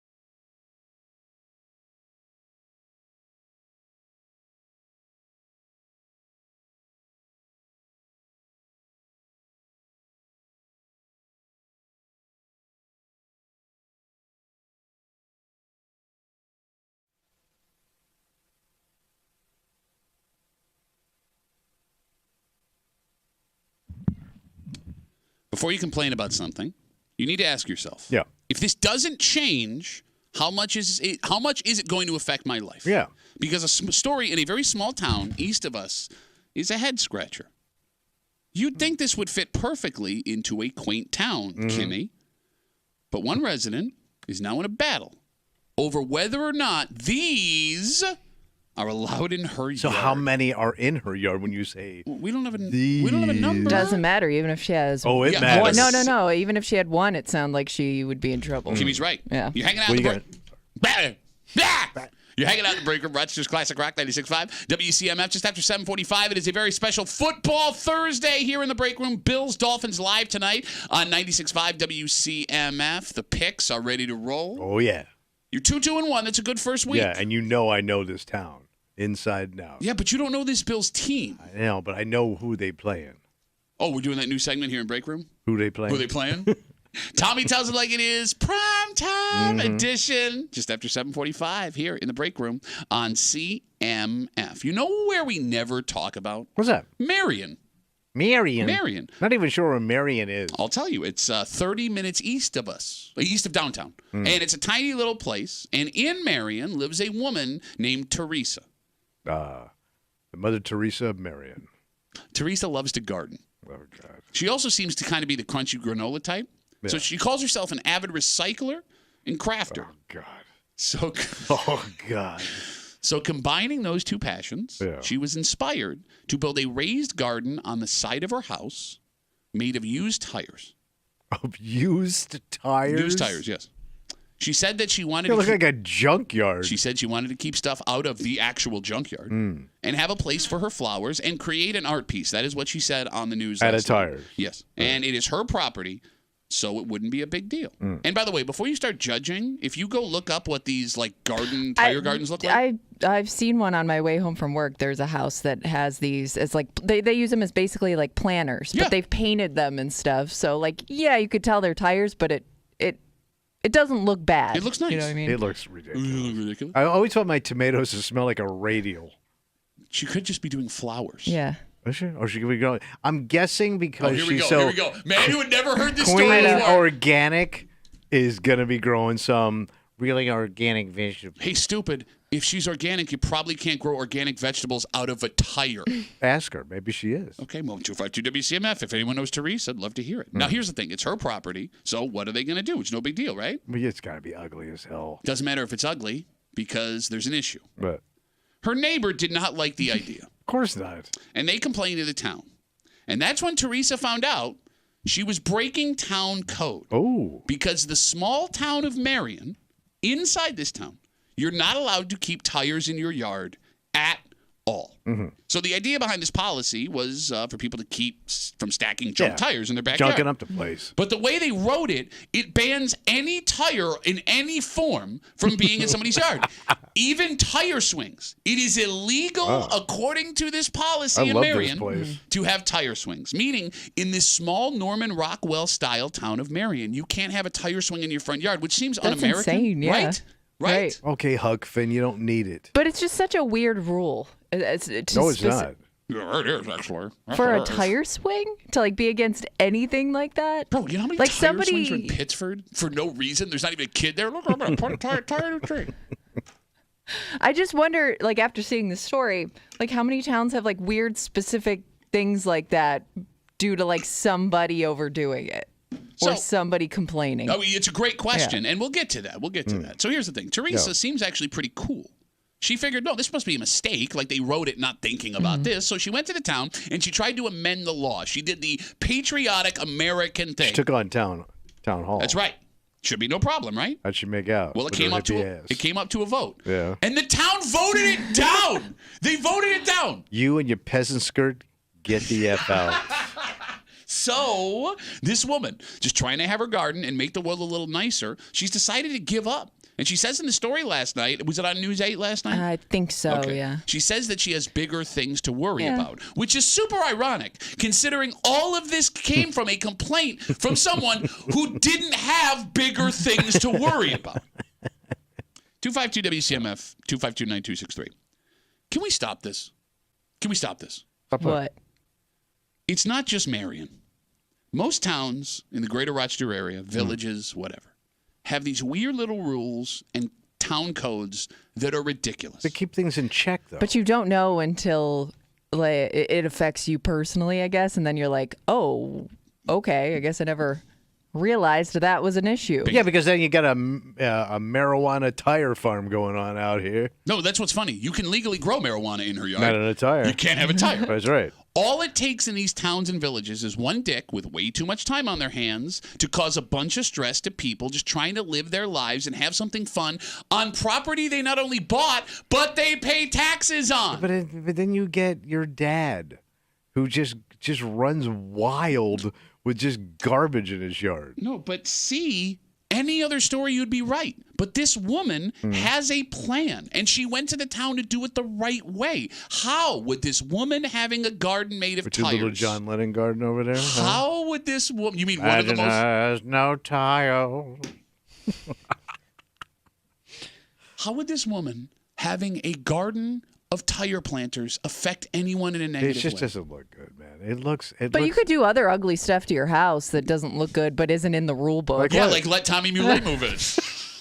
You know what I mean? Like they call him a human tire. They're useless, all worn down, smells weird. Like you could paint your house neon green if you want, and nobody's gonna say anything. No, you can't. Oh my God. Well, maybe not in your town. And she painted. I guarantee you. She painted him the ugliest hippie colors. So what? So what? How does that affect your life? Grateful Dead crap with dancing bears all over. But that would all be on brand, though. Cheese sandwiches in the yard. Everybody giving out miracles. How does that affect your life? I don't want to look at it. It's not in your yard. But how does it affect you? It affects me because I can't enjoy my yard because I've got to look at your yard. Shut up. Well, you can stay in your yard and look at your yard that you paid for. No, but it also runs down my property value. No, it doesn't. Not now. A house. Oh, man, tire can't be ardent. Lots of radials. The dip's coming, brother. Why would this town... You know, it would be hilarious if she bought round planters and painted them to look like tires. That would be funny. Yeah, do it. Do it, Teresa. I want her to do that so bad. I just don't understand why the town, after she tried to do things the right way, would make themselves look even more dumb by not saying, we'll make an exception. We'll fix this so it's not, complete ban on tires. But it's just common sense. Of course there is a difference between a tire fire in someone's backyard and a tire on a rope swing.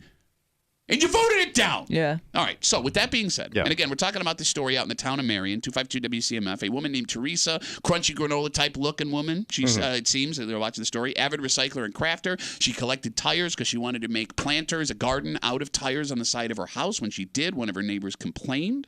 And it turns out if you live in Marion, you can't have a tire for any reason on your property. Tommy? Yeah, buddy. I would like to propose a new statewide policy. Okay. And I'd like to call it the Don't Be a Dick Act. Okay.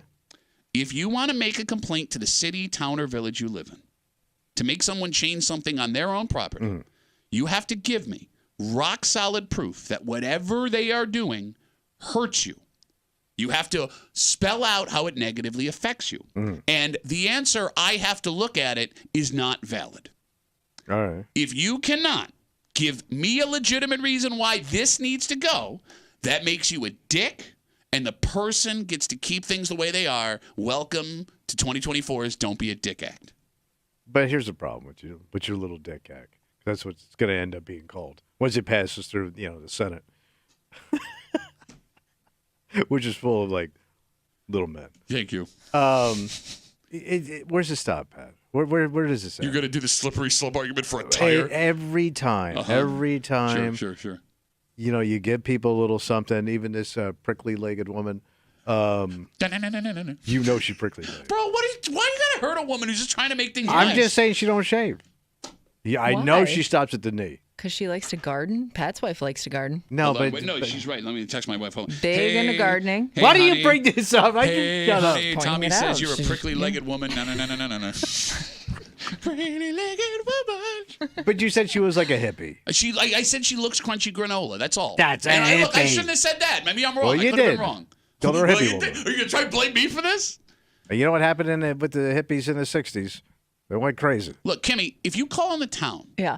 Because someone who lives near you is breaking some stupid rule that doesn't affect anyone. That makes you a dick. And the worst thing you can do is give dicks any kind of power because they're going to use it just to feel like they accomplished something. It does the opposite of what these policies intended. It makes life harder, not easier. Vote for the Don't Be a Dick Act. All right. Like, I wonder what would bother that neighbor more if this woman just didn't care at all about her yard and just let it go and didn't do anything and it was overgrown. Great point. I mean, because it sounds like she is like trying to like beautify her yard, whether or not you find it tasteful or not. She's maintaining it in some way. It might look like some form. Manson family compound. I looked at this. She has a nice home. I saw it on the news last night. All right. Oh, you were going to say something. I didn't You were going to say something. What happened? I feel like I know you well because I saw you about to open your mouth, and I feel like you were about to say, what do you know about what a nice home looks like? That's what I felt like was coming. I know where you came from. Oh, I know where your mommy and daddy raised you. Oh, and what about now where I live? Yeah. What about now where I live? Yeah. Well, that's your wife's influence, not yours. Oh, you said but you said that my home was unkempt when you took my car back the other day. Well, I did see your dog disappear for no reason. Okay, that wasn't at the Fringe Fest. Hold on, I got to text my wife one more time. Hey, Nana, Tommy said that our house is unkempt, and that is your influence. I didn't say that. Your quote was, that's your wife's influence. No, the nice parts are her influence. That's how it is. The shaved part She's one of the good knee. ones. She's one of the good ones. Look. You can argue all you want about the law and following the rules and whatever. But the fact of the matter is this. These rules are only enforced if you live near someone who has no life. If you kill someone on purpose, Tommy, you're going to be charged with murder. I know. It's not up to the victim whether or not you should be charged. Same with stealing a car. Same with selling drugs. The law says if you do these things, you are now in trouble. Right. In the cases of these town and village policies, the laws and policies are only enforced on certain people to keep it nice. But no, uniformed. If no one makes a big deal, you're allowed to break the law. And where I come from, a place called America, what happened? That seems wrong to me. Well, let's keep America nice and free of like crap. I even think in your yard. If this was your neighbor, that's not going to fit on a hat. If this was your neighbor and it really bothered you, you still wouldn't even say anything about it. Yeah, because you're a bitch. I don't have to. I got a backup plan. I got a bullpen. No sweat. Who's that bullpen? My wife.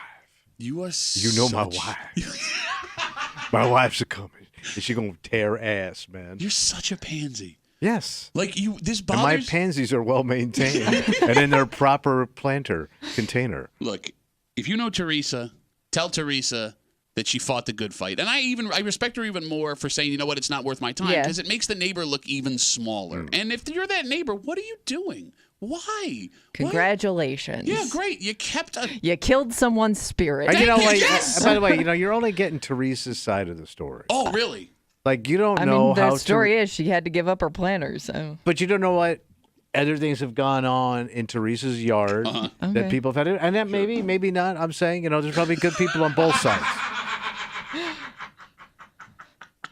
But I hear there's some dogs missing. That's all I'm saying. Maybe a cat or two. Do what you want, as long as it doesn't hurt anybody else. All right. How about that? Do unto others as you would have your yard do unto you. Sure, why not?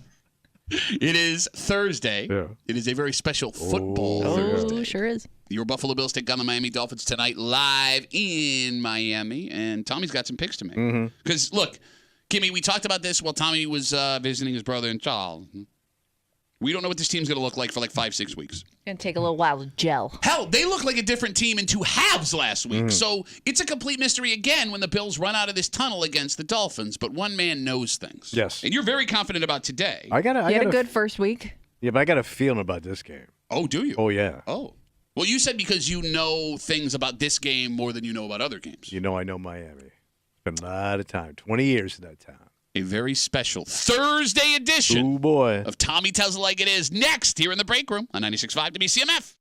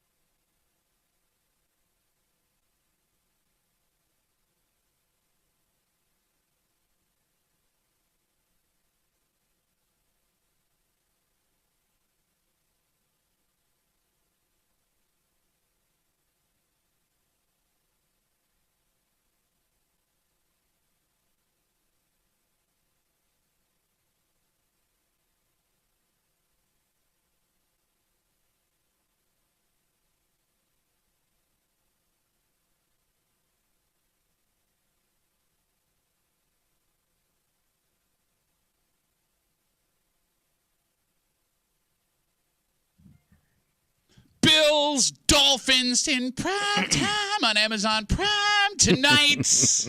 The game will be live on CMF. Keep in mind, when you're getting in your car to go home during rush hour, pregame will be on. We got you covered there. Yeah. And because the game is on Amazon Prime, like, you have to have Prime.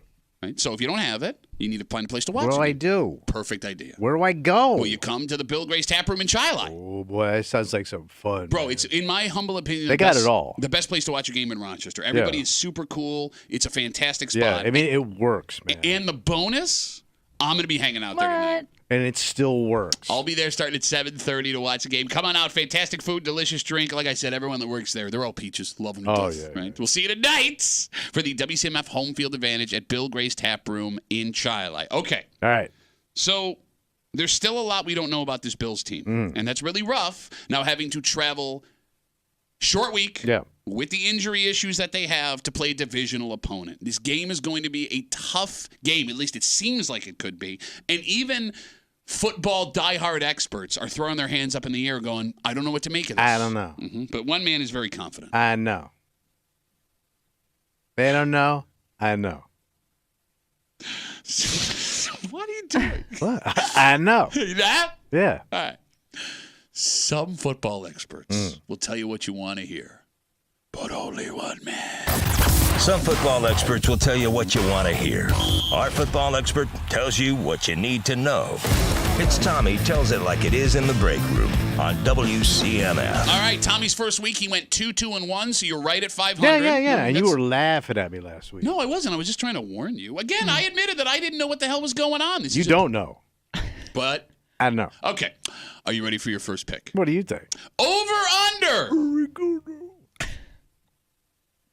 1.5 sacks for Bills defensive end Greg Rousseau. Groot had a grown man ass coming out party on Sunday.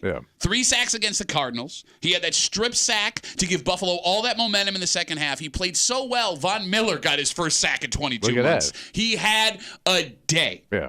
And there were hopes that this year in the preseason that he was going to break through and become an all-world sack machine. But what's strange about sacks, Tommy, as you know very well, is a bunch can come in one day, and then all of a sudden they disappear for a couple of weeks. All right. Yeah. Can Greg Rousseau keep it going? Can he do it week in and week out? Are you ready for your stat of the day to help you? Stat my ass. All right. In 6 career games versus Miami, Greg Rousseau has 5.5 sacks. He's got almost 1 a game. All right. However, in the games he's gotten a sack, he's always gotten more than 1 against the Dolphins. He's been shut out in 3 games. He's gotten 2 sacks twice. He got 1.5 on another. So traditionally, historically, if he gets a sack against the Dolphins, he gets a second, meaning you may want to take the over. Okay. Just so you know, right. Tua last week was sacked 3 times versus the Jags. And that's a team that's had a pretty good pass rush the last couple of years. So with all that being said, over under 1.5 sacks for Groot. Pat, here's what I know. Why is this a thing now? I know. I don't know. I'm saying right now that the New York Sack Exchange is going to be in Miami. Man, that's a really original name for a team that plays Why? in New They've York. never said it before. He's going to Gastineau that kid's ass. Nobody got that. Yeah. Kimmy, who's Gastineau? I don't know. All right. Wait, you don't know? I know. You don't know? Okay. Over, under, 1.5 sacks. You know I'm taking the over. Okay, why are you taking the over? Because I got a good feeling about this game. Did you watch the game while you were in Charleston? No, I was on vacation. You didn't watch the game. I told you he wasn't going to know anything that happened. I thought your wife was going to make you watch the game. No, we were out and about. So just to be clear, when I'm on vacation, I'm not going to watch a game. Yeah, who wants to, escape in the world of the NFL except for everyone in America every I'm Sunday? on vacation and drinking. Okay. Even if I was watching, I wouldn't have paid attention. I was in the bag. So to be clear, you know about this team, you know about this game, and you have not watched a second of regular season Bills football. I have not yet. Okay. To be clear, you are over 1.5 sacks for defensive end Greg Rousseau. Yeah. All right. Your second pick, over under. Here we go now. 70 yards rushing for Bills running back James Cook. Now listen, because you haven't had any information with your eyes. He had a good day against the Cardinals. 19 carries, 71 yards. And he was getting chunks, Kimmy, when the Bills needed it. But more importantly, Miami's rush defense may not be that good because against Jacksonville last week. They gave up 128 yards rushing, and 2 of Jacksonville's running backs had really good days. Listen carefully to what I'm about to tell you. Listen, I'm listening. You ready? Yep.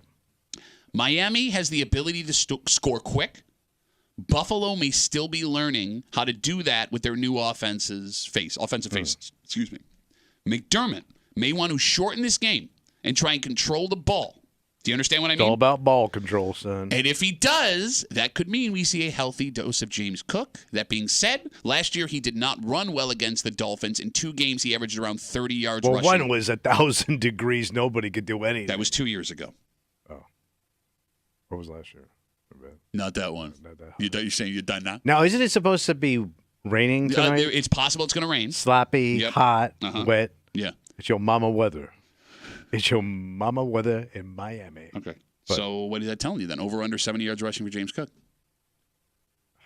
Oh, what happened? What happened? Ooh, tricky. What happened? I'm going to take the under. Oh! It's first. I'm seeing a different game. But wouldn't the sloppy weather lead to more balls on the ground? I don't think it's going to be that sloppy. I don't think it's going to be the sloppy you're thinking. No, so you don't believe in the weather. It's Miami sloppy. It's different. Yeah, no, it doesn't rain all day in Miami. Okay. You're taking under 70 yards rushing with James Cook? I'm seeing the game different. Okay. You haven't seen any of the game yet this season. No, but in my mind's eye, baby. 252 WCMF 252-9263. Tommy tells it like it is. Special Thursday primetime edition. He is over 1.5 sacks for Greg Rousseau. He is under 70 yards rushing for James Cook. Are you ready for your third pick? Oh, I'm ready, buddy. Over under 2.5 total touchdowns for Josh Allen. And it's the same prop bet we threw at you last week. And there's a reason. Josh Allen went off against Arizona. Yeah. He willed them to a win. He put his body on the line to do it. And we have seen Josh take over a game, but Kimmy, we've never seen him take over a game like that. No. We know how Josh feels about Miami. There is no love lost, and he has personal issues with several members of the Dolphins defense. Okay. We know that he hears what everyone outside of Western New York is saying about him. When we talked to Dan Fates from 13 Wham. Thank you. Dan Fates from 13 Wham, when we talked to him on Monday, told us that his family will send him negative articles and tweets to his phone. Yeah. Oh. He said Josh knows everything. You got it. So he's motivated. Yeah. The potential issues are, Tommy, Miami's going to do everything they can to shut him down. And it may be right to worry because there are fewer explosive weapons on that Bills offense, so it might be easier. Also, he's dealing with an injury to his non-throwing hand. He's been practicing with a glove on it all week. Could that keep the Bills from running Josh as much? And if so, does that affect his total touchdowns? Over, under 2.5 total touchdowns for Josh Allen. So I think this is going to be the Josh show. Well, last week was the Josh show. Doesn't mean you can't have another one. True. All right. The reason you're paying him all that money. So I think he's going to put on a real clinic. Okay. And I ain't buying the injury. That is some. I think they're overselling it. Oh, yeah. This is a Clapton move, man. This is hand jive all the way, baby.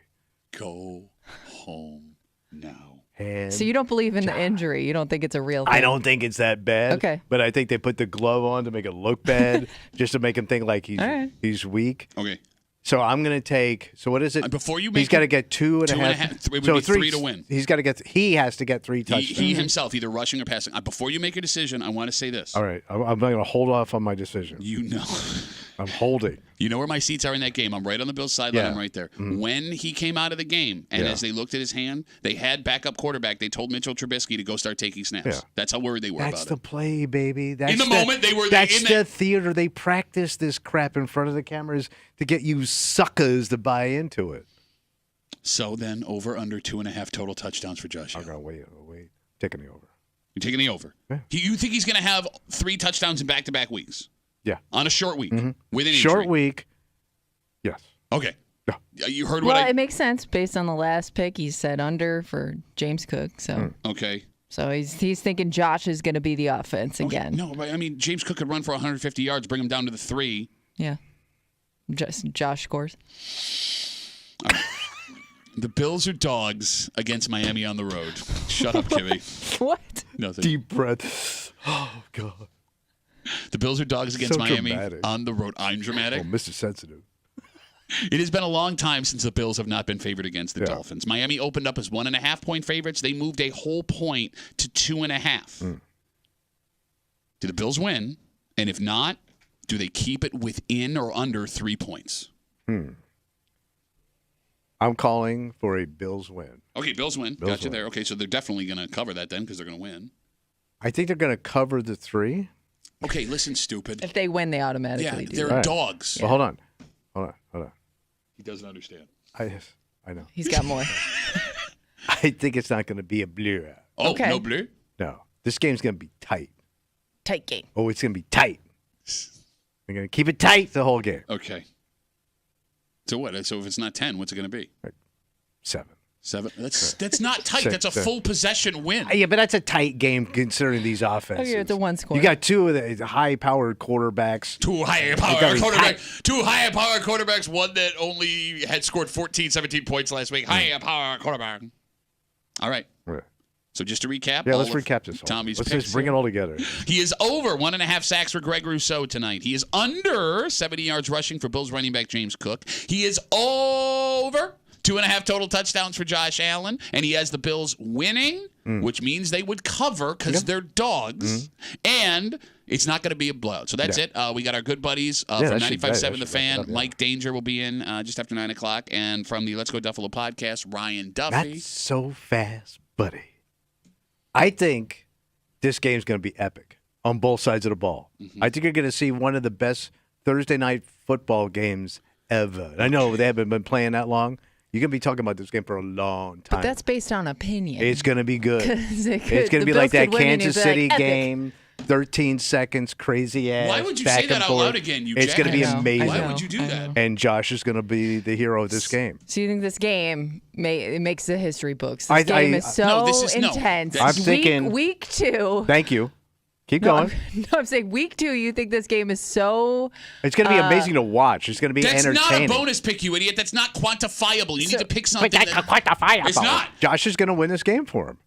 What does that mean? Okay, so it's going to come to one possession, and it's going to be Josh scoring a touchdown. We have something now. Josh scores in the last winning touchdown. Whether his arm or his foot, or his busted ass hand, and everybody thinks is like going to be amputated What's he because doing with his feet? He's going to either run. It's going to be him. It's going to be all him. So you're saying in the last 3 minutes, Josh will win this game by scoring? Yeah, it'll come down to that possession. He will win this game, and the 72 Dolphins, because they roll them all out there, and they're gonna be so amazed. Oh my God! That they're gonna applaud Josh Allen. No. Oh. Yes. Larry Zonka is gonna go over. He's the only one left, and he's gonna shake his hand. Is Larry Zonka alive? Larry Zonka is alive. I don't know. I said, didn't Larry Zonka just die? No, not Larry Zonka. Who is the other one? The Paul other Anka? old dude. Paul Anka? No, Paul Anka. Nick Buoniconti just died. Oh, right. I think Czonka. Yeah, good luck with that. So Zonk gives him a big hug. Okay. Or at least a handshake. They embrace at the end. Because, they always bring those dudes out for Monday night or Thursday night or any night. No, they don't. No. Yes, they don't. That's all they got down the there. The guys can barely walk. No, some of them are in really good shape. Some are not so good. Okay. Larry Zonka is still alive. Yeah. Thank God. He's 77. Bob Greasy's going to be there. Bob Greasy died. Did he really? No, I don't know. He died. He might be. Okay. There you have it. Mike Danger. That's what I know. Ryan Duffy. Just after 9 o'clock, recapping those picks here on a Football Thursday in the break room on CMF. And, we've talked at length on the show before about Rochester loves its celebrities. Oh, yeah. Right? And what's cool about Bills games now is they are such popular places to be. You are running into people you know on a regular basis, right? Like if you were at the Bills game last Sunday. You saw celebs? Well, I mean, celeb is an interesting term. Kind of celeb. You think these people aren't celebs. There are lots of people listening that are into these folks. Taylor Swift was there in the playoffs. Well, that's like Queen celeb. Just saying, man. Just saying. And getting a picture with somebody famous is super cool. Oh, yeah. It makes you cool. Like you know them personally. That being said, there is a time and a place, and someone may have made a mistake. Yeah. And we'll get to it next year in the break room on CMF.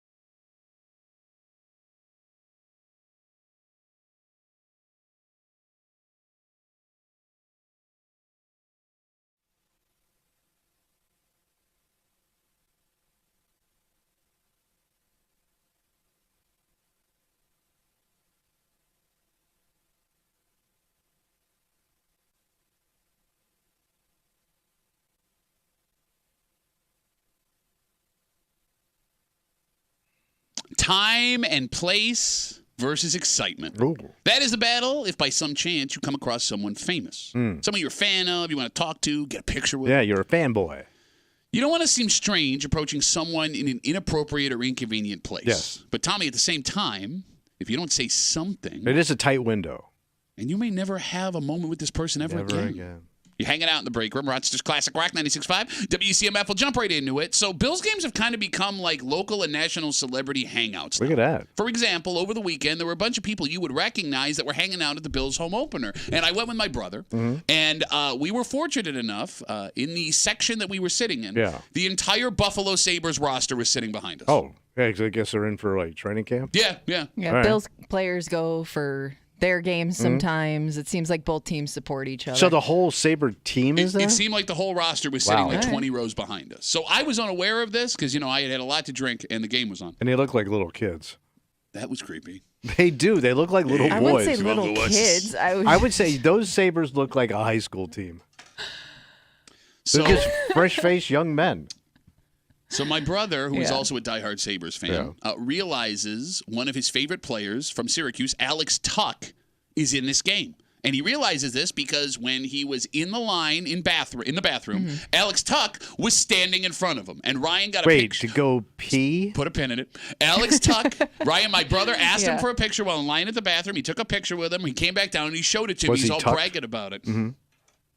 So I was all like, oh, that's cool. I ended up running into him later in the game. I got my own picture. It was very nice. And I came in and I told Kimmy, because, you're a hockey person sometimes, that we were running Alex Tuck and my brother took a picture with him in the bathroom. And your response was?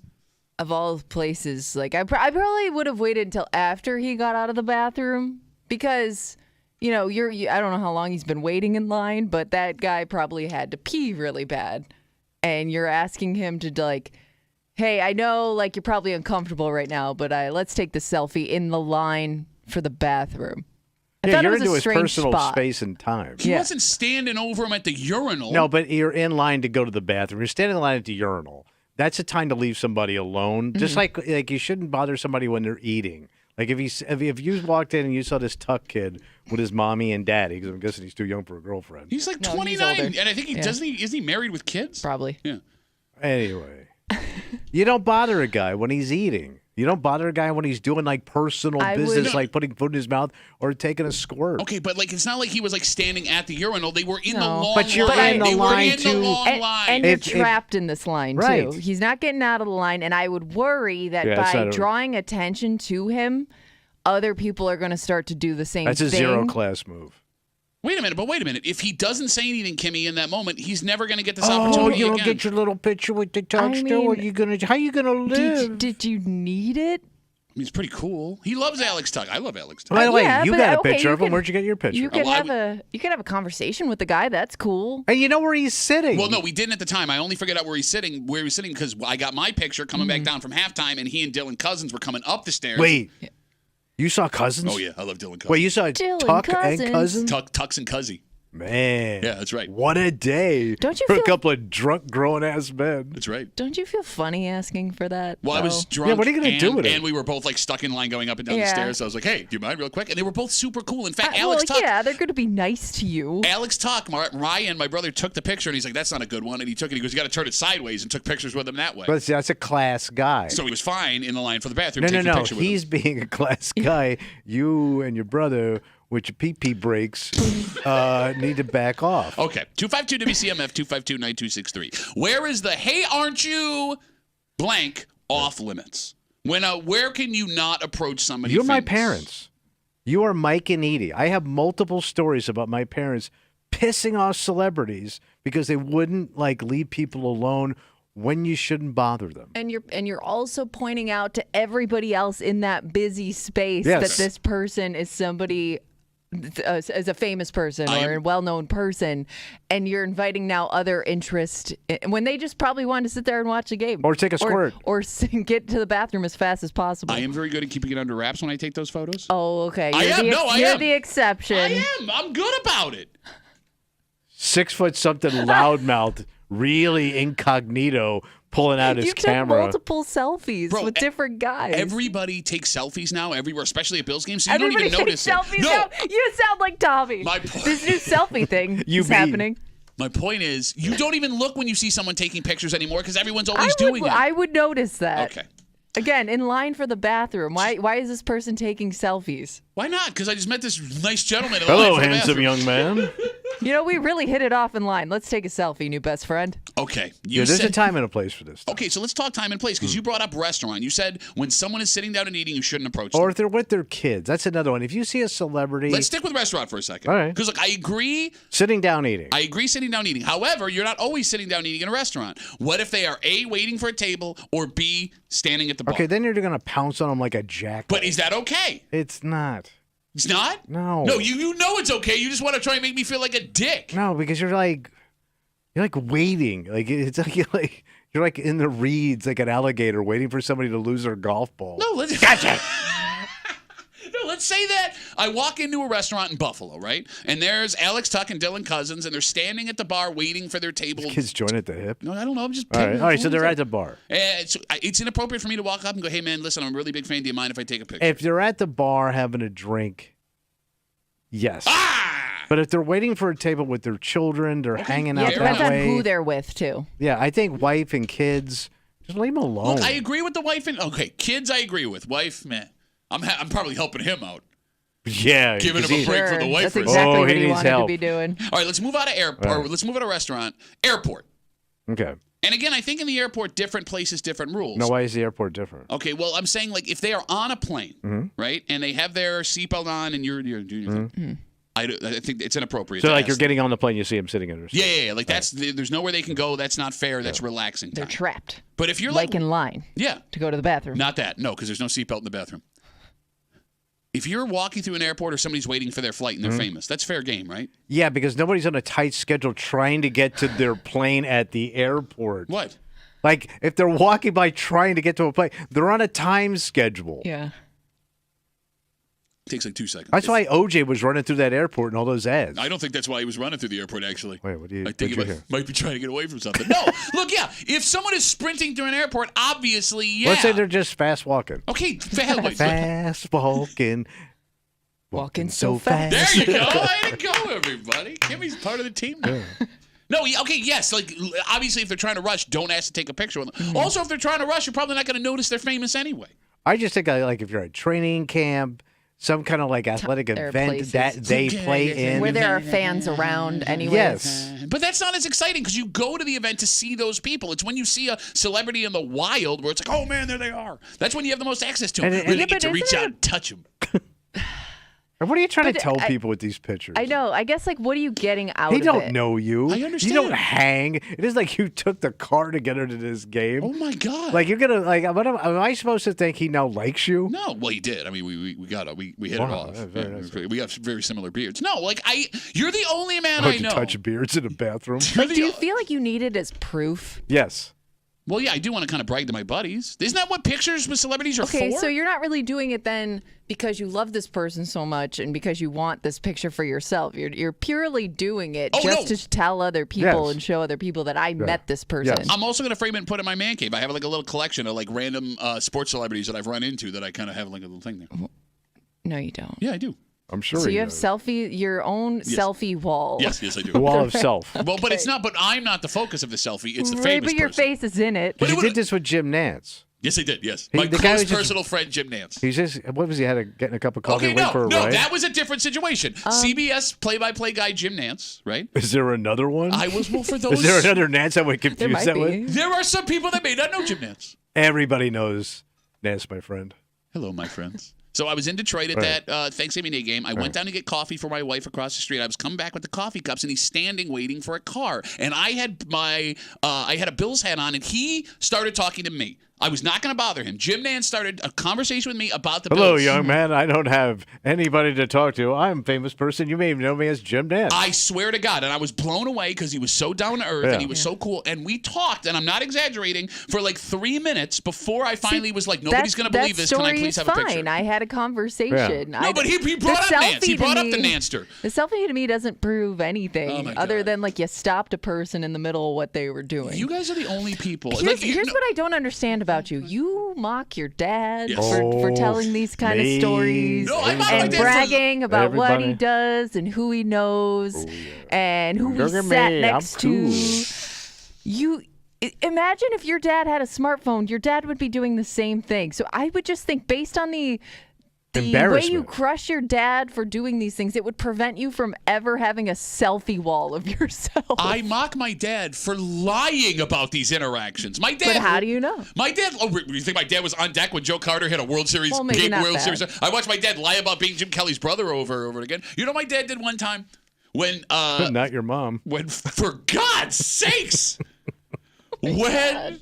Phones with cameras he was just laying there. First became a thing. Let's see that selfie. Shut up.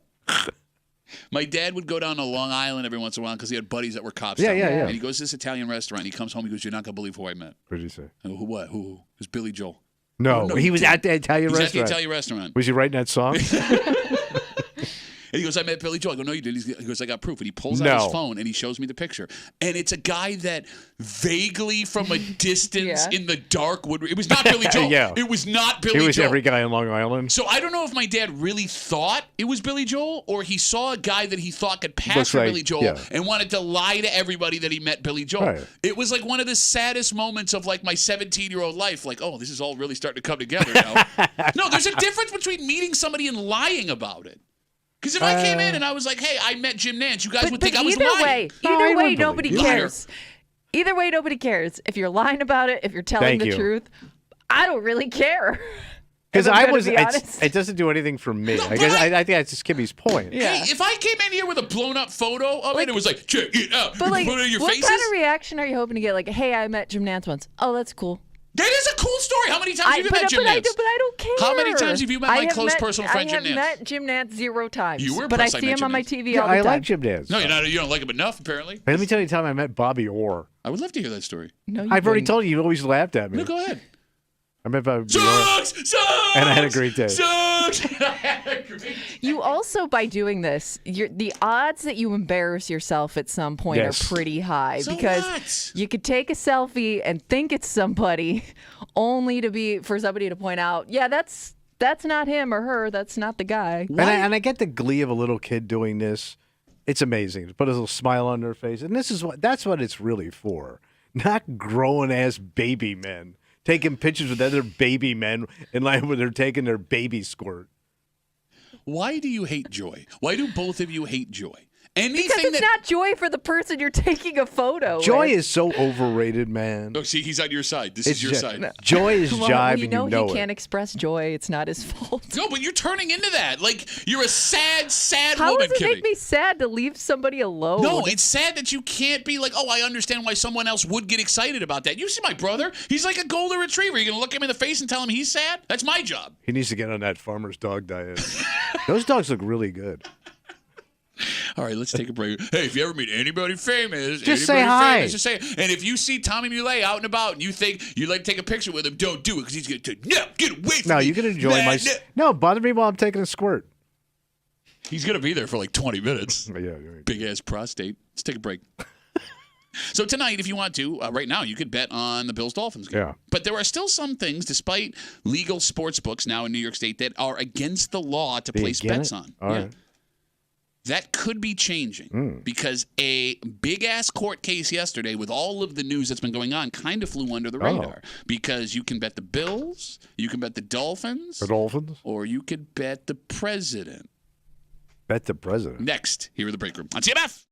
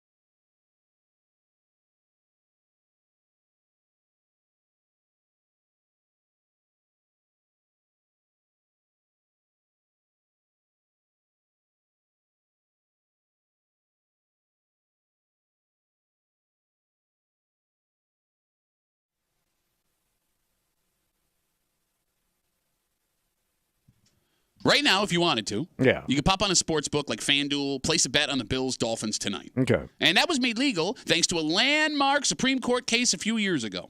But there are still some things, Tommy, in America you cannot legally place money on. Like what? One of those things is the presidential election. Politics. You cannot bet on elections. However, some news yesterday could change that. They're going to loosen it up? Well, come this time 4 years from now, we could be looking for the best debate performer at 200 value. Damn. You hanging out in the break room, Rochester's Classic Rock 96.5, WCMF. Head on over to the contest page at WCMF.com. Enter for your chance to win a pair of tickets to see the Outlaw Music Festival. A hell of a show, buddy. No, like really. Like I think I got to go to this show.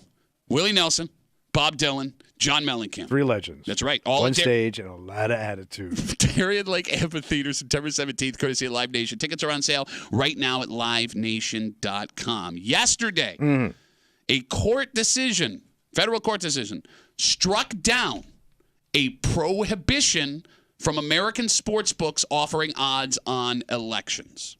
Oh. Meaning that if this holds up, you will be able to bet on who wins elections. Because they do this in other countries. I think England, you can bet on their elections. Yes, you're right. Now, in this particular case, they were talking about congressional elections. It's a New York company that was pushing this all the way to the feds. But it's believed if this court case holds up, when it's all said and done, it will apply to every election in the United States. So as you said, right now there are websites that offer odds on elections. And you may see them regarding the presidential election on social media. They'll take screenshots and stuff. But not only are they foreign companies, which we aren't even close to allowed to bet on, in like England and Germany and places like that, there are also offshore betting companies, which you could go place a bet. Hello, Panama. But it is illegal. Okay. This would, in theory, allow a company like FanDuel, if they wanted to. They could go legit? They could give you odds on who you could vote for. And FanDuel, DraftKings, the major names have said in the past that they would be interested in offering odds on elections. Okay. So, in theory then, Tommy, you could work a parlay for a Josh Allen anytime touchdown, Aaron Rodgers to throw a pick, and his once potential running mate, Robert Kennedy, to win 3% of the popular vote. Can I throw a dime on Schumer? Yeah, you probably could. All right, there you go. You cool with election gambling? Yeah. Why not? I mean, who's it hurting? It's hurting nobody. Seems like the less controversy surrounding elections, the better. Just saying. Why, has that come up recently? I haven't noticed anything. I don't feel any tension. Like, I just feel like it can only cause problems. But they do it in other countries. Yeah, but I guess it's one of those things where they've done it for so long that maybe nobody. I can't imagine. You got to get started before you so long. Well, to be fair, we don't know how long they've been doing it. Yeah, good point. Good point. But I don't know. I just think like maybe just leave it alone. Well, you say, they do it in other countries. I mean, isn't America, don't we consider ourselves the standard bearer of democracy? Number one, baby. Number one. So then why would you use other people's democracies to see what we And you're already paying it. Like, you're paying attention. You're following this. You're excited for your guy or girl. Yeah. And you want to throw a little money behind it, have some fun. Why not? I'm sure that won't upset anybody when they lose. I've never seen people losing because they didn't win something. Don't you have enough to bet on though? Like, you can literally bet on every obscure sport and weird thing within the sport. Like, why you don't need it? Here's why the sports books want it. Okay. Now you're right, Kimmy. You can bet on any sport that you want ever, right? But let's use the NFL, which is the most dominant sport in America. Number one. Just over 50% of Americans watch the Super Bowl, which is a stunning amount of people, right? But 50% of Americans are football fans, which means, Kimmy, 50% of Americans aren't paying attention to football enough to gamble. Even if you're not voting, everybody in America is paying attention to the election, and I believe you're invested. These people think, these sportsbooks believe they'll get more money on that. They will. All right, so you ask why not. Kimmy brings up a great point. The negatives. The issue for folks arguing against it, the biggest one, the volatility. We would control the outcome of this bet ourselves. Kind of. Okay, think of it this way. Right now, you can gamble, whatever you can gamble on. You don't have a hand. True, you have no control. You're not playing in Miami tonight. Right. You're never going to make an NBA roster. But your vote in an election would play a part in who wins this bet. But it's a C here. In a presidential election, yes, it doesn't weigh as much. But in theory, if companies offer odds on smaller elections, you brought up Chuck Schumer a second ago. State, like congressional Yes. Governor. Right. Those single votes could matter. And even to say that single votes don't matter in presidential election is wrong, because look what happened in Florida with Bush and Gore. Okay. I mean, it was a But tiny... kind of makes it exciting, man. Like, you're kind of making my point. This is even more fun now because I'm closer to the action because I can cast a vote. No, but the argument made yesterday in court is that Americans should be voting for who they believe would be the best candidate, not using their vote to increase their chances of winning I don't a think bet. It's going to sway people. You don't think so? I don't think it takes much. I mean, what about, it's not like I'm going to lay this money down, then I'm going to literally change my vote. Well, I mean, if you have 5G on someone you're going to vote for and you think all right, you're a 5G player. Okay. A 5G player. Folks have also raised concerns about candidates throwing elections on purpose to try and pad their own pockets. Right. I mean, if there was motivation to do it before, there definitely is. I mean, that would be small time election. I don't think somebody who's like a major candidate is going to tank it because he could put $10,000 in his pocket. You don't think that when he become a senator with all that power? Okay, maybe. But we've also seen NFL players, NBA players throughout the last 100 years throw careers away for a couple of $1,000s. Okay, but those are different careers. I don't know, man. I mean, you make more money as an NFL quarterback than you do as a politician. Yeah, up front. What about all the sides? Man. Sorry, I thought you were going to say something after side. But you know what I'm saying. 252-WCMF, 252-9263. Again, a federal court case yesterday may have cleared the way for gambling on elections in America to be legal. Now, to be clear, this case, they said in the article, and I'm having a hard time understanding it, although they ruled in favor of the company that wants to gamble on elections, they say the case is paused. So it's not like you can run out today and so they haven't agreed on it yet. Exactly. And this probably is going to end up in the Supreme Court, much like the sportsbook one did a couple of years ago that cleared the way for FanDuel and DraftKings and things like that. 252-WCMF. Jeremy's on CMF. Hey, Jeremy. How are you, buddy?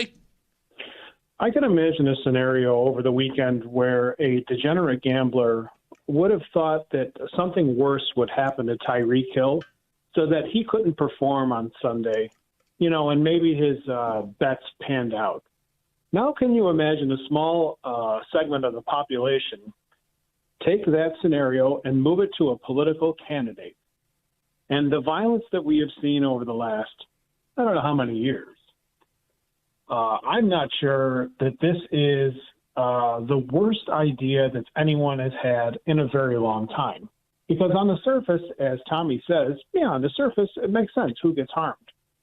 When you dig down, and I don't think it takes a lot of digging here, there's not very little, let me say that a different way. Doesn't take much effort to sway an election these days. And I don't want to find the guy who's got a bad political opinion and a lot of money to lose in the same vein. You got to be, man. That's a really good point. It did happen with Oswald. That's it. He had a dime on LBJ, man, and how'd that turn out? Look, that is a really good point. I hadn't even thought of that, right? And here's the thing that's even more morbid. You would have to build into the bets that if something horrific were to happen. Right, well, there's always that fine print. No, but that's what I mean. If you have a gambling problem or you have thoughts of assassination, maybe gambling's not for you. But like the fact that you would have to type that in into the thing. I mean, Jeremy's right. That's reason number one why you shouldn't do this. It makes things kind of more. For God's sakes, Jeremy, that's a great point, buddy. That is a great point. I have about one a year, so I'll see you in 2025. Okay, all right, buddy. Great to talk to you. Have a good rest of the day. I mean, bro, he's not wrong. It's a stretch, Ola. I don't think it is. I mean, I think that's assassinating for my bet. I mean, look, there's people that have done it for lower. I mean, bro, look. Taking away what has happened recently, right? Because we still don't have a motive for what happened 6 weeks ago. Yeah. Right. I mean, there was members of the Manson family that tried to kill Gerald Ford because they were told to. Then that old woman a week later did it just because she didn't like him. Yeah. But not in a way like it just happens. I mean, it's just. That's a great. How are we so dumb that that's not the first thing we were like? Oh, I know that. Yeah. Don't say that. Don't say what you're going to say. Trust me. I'm just saying that's a stretch to me. I don't think it is. To me. All right. Well, let's. I think most people are cool. So Hello. Hey, hold on. Let me gesture to the world. Look at the world. I only live in the cool world, man. No, you don't. Look at those shoes. I wonder what people's rules for themselves would be when doing this, because you know how like there's some people they won't bet on their team or they'll only bet on their team. Like if you were somebody that was betting on politics, like are you betting on your side to root for your side, or are you betting on the other side just to make yourself feel better if the other side wins? You know what I'm saying? Like, I think it would be hard to wrap your head around rooting for one or the other. What you're describing in the degenerate gambling world is known as an emotional hedge. Yes. For example, betting on the Dolphins tonight if you're a Bills fan, so even if you lose... You get something out of it. Exactly. Well, I got some cash out of it. I don't know. Are you going to emotional hedge an election? Yeah. I would think that's the most emotion probably for some people. I mean, look, past the point that Jeremy brings up, which is a very valid point. All right. Oh, past the argument whether or not people would, I mean, you would be selling your vote, essentially. You're selling it to yourself, but you're selling your vote. Mm-hmm. You don't have a moral issue with this at all? Nah. I mean, voting is a sacred right. It is, and you should vote, and you should gamble. Not everyone around the world gets it. Mm-hmm. People died so we could have it. Right. I mean, can you make the argument that gambling on an election is disrespecting the people that came before us to give us the ability to vote, period? But other countries seem to do it without any problems. Okay, but we don't know that they don't have any problems. England does it. What happened to them? Nothing. I've been voting on the king and queen every year. I keep winning.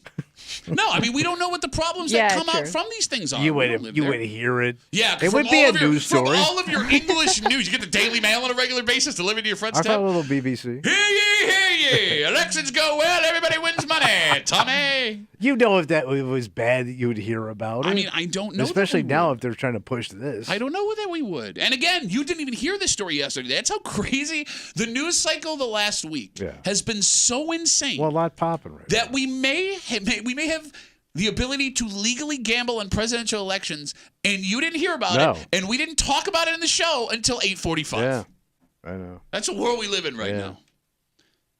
Look, I think Kimmy's right. I think the biggest reason, past what Jeremy brought up, is this is going to make elections somehow even more contentious than they are. And I know even that's more intense. Yes, I know that seems hard to believe based on what we're walking through right now. But I mean, to Kimmy's point, you see how angry people get about just an election, right?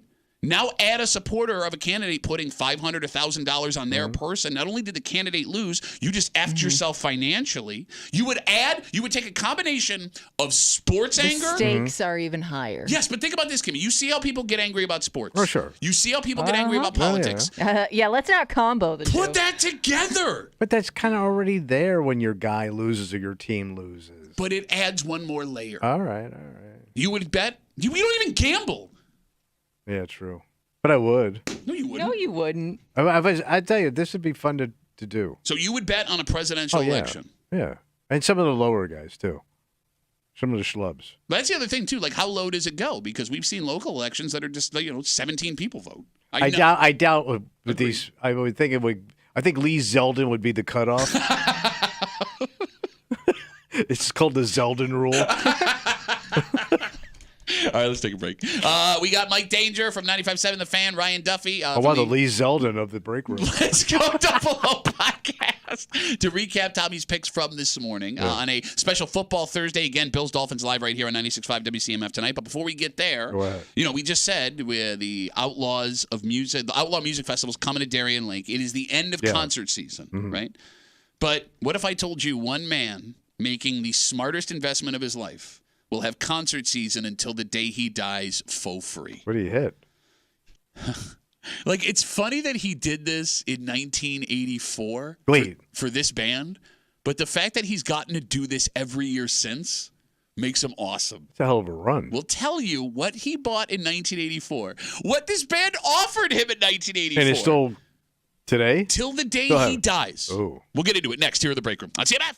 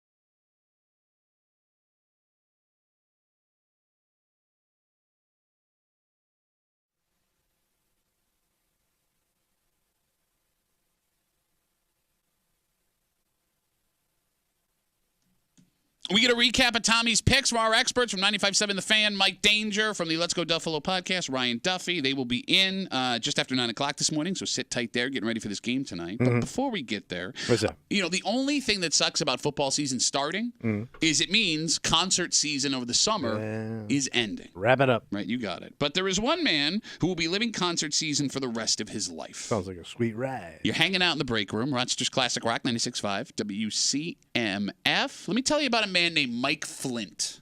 What did old Flintsy do? Mike Flint is a diehard fan of ZZ Top. Give me all your loving, all your hugs and kisses too. Mike Flint has been a diehard fan of ZZ Top his whole life. Yeah. Back in 1984, what happened? To show his support for ZZ Top, he entered the ZZ Top fan club. And there were levels to this. Oh, yeah, sure. Okay. So he paid for the top tier level. In 1984, he spent $100. $100. When you get a chance, can you check what $100 in 1984 would be worth now? It's got to be almost 30 grand. So his membership, $100 membership, included a satin tour jacket from ZZ Top, bumper stickers, and a signed poster. It's a pretty good deal for $100. Oh, it gets better because it also included a ticket to every tour they did for the rest of their lives. Wait, for $100 you were in forever? Forever. And this was in 1984. So this wasn't a contest. No. You paid for it. You could buy this. Any fan could buy this and spend $100 for a ticket to every tour until ZZ Top went off the road. So it'd be the equivalent of just over $300 today. Not bad. Okay. Not a bad deal. Well, ZZ Top is so cool. To this day, they are still honoring these lifetime memberships. So I wonder how many are still out there. Yeah. That's a great question. But this man, Mike, has been going for free. So he's been just milking it. 40 years. For 40 years, he says he has been on every tour that ZZ Top has been on for 40 years. You outlived some of the band, man. For free. For $300, he has seen every tour that ZZ Top ever did for $300. That's the greatest $100 you could ever spend. Never heard of this existing before. So they did it with airlines in the 1980s? Well, I do remember all we those talked airlines about that. Tanked. Yeah. But with like a concert though. Yeah. Yeah, I've never heard of it either. A lifelong fan. Okay, so there's a couple of things here I want to talk about. Now, I mean, we know that ZZ Top is pretty cool based on other stories we've heard about them. By the way, fun fact, and I don't know why I'm getting more ZZ Top information than I should. Last week I read a razor company offered ZZ Top a couple of years ago, like an insane amount of money to license one of their songs and have them shave their beards for a commercial. They said no. Of course, they don't need it. And the beard is a trademark. I understand, but I don't think anyone would blame them for taking like $1 million to do something like that. I guess. No? But that beard is so iconic. That's the most iconic beard in rock. I agree with you. Have you ever met a diehard ZZ Top fan? Oh, yeah. Really? At this station? Like, my favorite band is ZZ Top. Oh, yeah. When they used to come to town here, you would see them. We had guys with ZZ Top tattoos. Really? Oh, yeah. No, because I love ZZ Top, right? And I get that ZZ Top's awesome. I've just never met anybody where if you ask their favorite band, they would say ZZ Top, and they would be willing to travel to see ZZ Top. I know that in this town they were big in the biker community. Okay, that makes huge. Sense. That makes sense. And they were big for guys that go to strip clubs because anytime I hear a ZZ Top tune, all I can think about is a chick on a pole. It is so funny what passes for strip club music today versus what you guys listen to in strip clubs. Because that was major strip club music. I understand, but I can't imagine like a 22-year-old woman now dancing to Legs. Yeah. They don't get it, man. Man. You know why? Why is that? People don't want to dance anymore. So you're telling me then if you met someone who was like, my favorite band in the whole world is ZZ Top, and I go to their shows every opportunity, I get multiple shows a tour, you wouldn't think that person was a little bit strange? Oh, yeah, but I wouldn't be shocked that they don't exist. Because you said, like, you didn't even think they were out there. I just never met one before. I mean, being in this station, I'm surprised you haven't. No, well, I mean, but in this... you came later. So. No, okay, don't you No, start. you did. You Look came at you after Kano. WCMF. I was here with Kano for like 8 years. You at the end of Kano. I knew Kano before you knew Kano. I was bowling with his kid in 1990. How about that? Old school Kano Fred right here. No, I'm saying like working at the station, most of the time, there are 4 bands that is the biggest bands people love to listen to. The Stones, the Beatles, Zeppelin, and Van Halen. That's what we hear all the time, right? So... And they obviously love other bands too, but I've never met someone who's like, I live for ZZ Top. Who'd like purchase a lifelong ticket to that show. Yeah. Yeah. 252 WCMF. Again, we're talking about this guy, Mike. In 1984, he was such a big ZZ Top fan that he spent the money for the upper tier membership card in the ZZ Top fan club. It was $100, which equates to $300 today. He got a satin tour jacket, bumper stickers, a signed poster, and a ticket to every tour they will do until they stop touring. And 40 years later, he is still going, and he says he's been to every tour. Damn. By the way, he also still has the satin tour jacket and the bumper stickers, although he said he lost the poster. Damn it. That's the coolest thing. It's autographed by the band. Yeah. May take it down. A wife or a girlfriend. No. Yeah. He had it up somewhere. Take that down. No, if that's somebody, if you're that big of a fan. Yeah, girls never get in the way of that. No, Women never come into your life and kibosh your dreams. I would argue, if you had to pick a fight over what you were getting rid of, you're going to let him keep the tickets because that's cool. Right. Bumper sticker, no big deal. Right.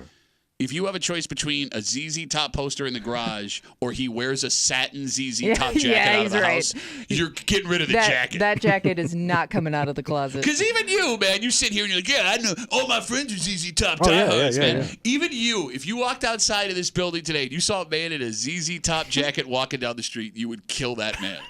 You would kill that man. Yeah, possibly. You know what's even more strange? What? We talked over the last couple of years about how, old school bands, vintage band merchandise is big. Mm-hmm. Kids are wearing bands that they've never heard of before, right? And it's even like niche bands that are coming back on T-shirts. I haven't seen a ZZ Top T-shirt. Which is surprising because it's so easy to play. Mm-hmm. It's stripped down garage rock. You would think it would be more popular. And the band members are so unique looking. And you got the whole hot rod culture that went along with it, which is also big on the vintage. Gals. Are we missing an opportunity to make $1 million reproducing ZZ Top? Reproduced vintage tee. Let's do it. And they'd be happy with that. What do they do? Look, they're trying to figure out how to get this guy not to get into his shows for free anymore. He's going to meet the band now, isn't he? I'm sure he has. Yeah, you're probably right. You don't think he's done some meet and greets? Depends on how many other people. Maybe there are more people that have this pass than we think. I would love to know how many are still around. Because, here's the other thing. Wow. There are some times you hear a guy's favorite band, and you know exactly how long they're going to live. Yeah. So you don't think they ZZ Top fans have long lifespans? Okay, so let's talk about Based on what? Let's talk. Well, just Texas rock. Exactly what you just brought up. They were big in the biker community, and they love going to strip clubs, right? And if you told me, hey, this guy's 70, he rides a Harley and he goes to strip clubs 3 times a week, does that seem like a guy that's going long? He may not. I'm not wishing for the guys. If you love ZZ Top, you love to party. Yeah. You love to party hard. That's what I'm saying. Yeah. Right? Mm-hmm. You've tasted every whiskey. Even the ones you can't afford. You've used their beard to strain it. You were drinking Fireball before it was invented. You used to make homemade underground Fireball. And I wish your parents could have got a hold of them so they didn't give themselves diarrhea making their own Kahlua. Tonight. What's tonight? A short week divisional matchup with injury problems. This does not look great for your Buffalo Bills, especially, Tommy, because these new faces on this team are still getting used to each other, right? And you're going up against a team that despises you, a team you despise, and a team that you've been embarrassing for the last half decade. They want revenge. But you feel different. I do. You made your picks this morning. We have our experts, Mike Danger from 95.7 The Fan, and he's found his hook now, I guess. What's his hook? Putting on as much fabric as possible. From the Let's Go Duffalo podcast, Ryan Duffy. We'll get into it. Recap Tommy Tells It Like It Is on a football Thursday here in the break room on CMF.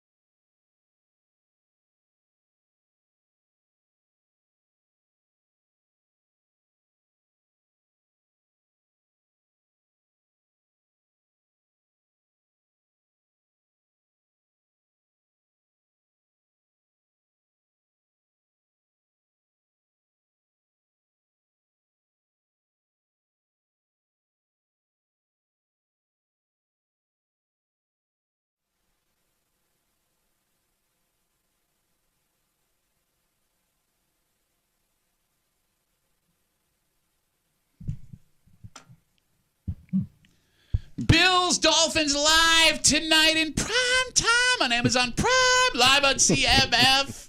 A divisional road game on a short week. And keep in mind, because we'll get there. We'll get there. I know. Because it is on Amazon Prime, if you do not have that, you need to go find a place to watch it. Where would I find a place? Well, if you're not going to listen to it here on CMF, you can go hang out at Bill Gray's Tap Room. Ooh, that's in a party spot, bro. Bro, in my humble Top opinion, party people hang at that place. In my humble opinion, the best place in Rochester to watch a game. You kick it back. Yeah. But there's going to be one more bonus tonight. Ooh, who's out there kicking it back? I'm going to be hanging out. Oh, bet the party machine. Like I said, food is fantastic. Drinks are great. Everybody that works there is awesome. House salad, dress it on the side.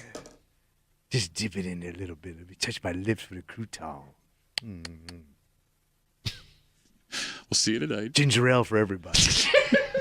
We'll see you tonight. Bill Gray's Tap Room in Chi-Li with your friends doing the home field advantage in the break room on CMF. Okay, you made your picks this morning. Mm-hmm. Joining us as they do every pre-football day, I guess, because it's Special Thursday. Our good buddy from 95.7 The Fan. You can catch him on the Sports Bar every weekday, 3 to 6. Mike Danger, great to see you. Morning, boys. Good to see you. Oh, the Lee Zeldin of the break room. The Lee Zeldin of the break room. And also joining Danger. Yeah, who's that? Okay, if you're watching the live stream, there is not a problem with your computer or phone. What are you looking at? I don't even know what I'm looking at. You know what he looks like? What's he look like? He looks like the captain of the butter barge. Like, remember they brought that sculpture down to, like, Syracuse? Yeah. They brought it down the Erie Canal. He would be running that barge. No, I heard that he's the captain of the gravy boat. That's what I heard. Ryan Duffy from the Let's Go Duffalo podcast. What are you wearing? Hey, coworkers. What are you wearing? What's happening? What are you talking about? I'm just excited for a football Thursday. Our boys are down in Miami, sucking up the nice sun and the palm trees. I figured I'd join them in spirit at the very least. So last week you wore like a romper of palm trees. That was a two-piece. This week, Tommy, could you please describe to the audience what he's So he's got a captain's cap on. A Bills branded captain's Bills branded captain's cap. Yeah. He's wearing sunglasses. Inside, by the way. Yeah. He's got his Hawaiian shirt. But it's a Bills Hawaiian shirt. Yes, with flamingos. But you got to look close. Right. And then you've got on bird dog shorts. Yeah, bright yellow bird dog What shorts. are bird dog? Is that those shorts with the liner? Don't get him started. He will know. I know you know. Are those really comfortable shorts that I buy all the time They're with the swimming underpants trunks. built into the pants? But they're swimming trunks. Yeah, essentially. Yeah. Were those shorts on clearance? They were. Okay. They were. That's all you need to know. Look, what Tommy did to describe it does not do it justice. No, I'm just saying you can, if you want to see it for yourself, you can log on to the Odyssey app, WCMF.com, YouTube or Twitch. Our YouTube and Twitch, The Break Room WCMF, brought to you by our good friends at Three Heads Brewing. Three Heads Brewing. Those guys are ridiculous, and not even they would wear what he's wearing. You're harping on me real hard, but I'm telling you, I'm comfortable as all comfortable. So. I am glad I'm wearing glasses because I'm afraid one of those buttons of yours is going to take my eye out. Gotta have the proper PPE on when you're in the workplace. So Danger. Yeah. The Bills, with some injury issues, on a short week, playing a division opponent with an almost entirely brand new starting roster. A lot to feel good about this week. Well, I think Miami has the same situation, right? Like they won their week one game, but they were also down and almost down big to Jacksonville. I think both teams are going to kind of still figure this out here as they head into week two, but a short week doesn't help. And so I think both teams are kind of at a disadvantage. There's also some key injuries with Miami as well. Okay, push, baby. He's calling push. As a degenerate gambler, I mean, anybody that puts money down knows that short week on the road is brutal. Adding a divisional game makes it even worse. I mean, it sounds like you're pretty nonchalant about the odds stacked against the Bills this week. No, I think that there are some odds stacked against the Bills this week, but I also look at history and what the Bills have done against this team in recent years, and there's a lot of pretty damning stats against the Dolphins, against Tua when they take on the Bills. Okay, as I turn here to Hawaii Hank, Ryan, the Bills they start the season without Matt Milano. Yeah. Teron Johnson, the best nickel safety in the NFL, he's out with an injury. Mm-hmm. You may have the fastest offense in the NFL if they can figure out a way to get it going against the Bills. I mean, do you have the horses tonight on defense to try and hold the Dolphins back the way you have historically in the last couple of years? What do you think, Skipper? I don't know, man. That kid's never skipped in his life. Oh, please. Please. Terrible. On the ground or a meal. Very nice. So mean. Just so mean. What did you think was going to happen wearing this in this room? I thought you guys were going to say you look great, honestly. You look but like I'm not dressing up for you guys. I'm dressing up for my own comfort you level. look like and for Hawaii the lovely with viewers shoes. at home. Hawaii with shoes. So to your question, I don't know, man. It worries me. The speed on the Miami offense definitely worries me. I don't care if they're down one, possibly two of their starting running backs. The Miami Dolphins can take the top off of any defense at any point. So it's definitely something to worry about. All right, that being said, Tommy Muley made his picks this morning. He is currently 2-2-1. Not bad. It's a respectable first week. Yeah. All right. This is a tough room. Let's get our first pick from Tommy Muley this morning on a special football Thursday on CMF. Over under 1.5 sacks for Groot. Pat. Here's what I know. I'm saying right now that the New York Sack Exchange is going to be in Miami. Man, that's a really original name for a team that plays in Why? New York. They've never said it before. I got a good feeling about this game. Did you watch the game while you were in Charleston? No, I was on vacation. You didn't watch the game. I told you he wasn't going to know anything that happened. I thought your wife was going to make you watch the game. No, we were out and about. So to be clear, you know about this team, you know about this game, and you have not watched a second of regular season Bills football. I have not yet. Okay. To be clear, you are over 1.5 sacks for defensive end Greg Rousseau. Yeah. Danger, Greg Rousseau played so well last week that Von Miller got a sack. That's right. Okay. 3 sacks for Greg Rousseau. And here's the weirdest stat of the day. Are you ready? In 6 career games versus Miami, Greg Rousseau has 5.5 sacks, which sounds like a sack a game. But every game he's gotten a sack against Miami, he's gotten more than one. He's been shut out 3 times. He had 2 sacks twice and a sack and a half the other. Over under 1.5 sacks for Greg Rousseau tonight. Your AFC Defensive Player of the Week, by the way. Damn straight. That's right. Big game, 3 sacks. That doesn't happen very often, which is why you get an award like AFC Defensive Player of the Week. I'm taking the under on this. Ooh. I don't think he's going to go off the board and not get a sack. I think he can get a sack. I don't think he can get more than one. He goes Ole Zeldin, man. What are you...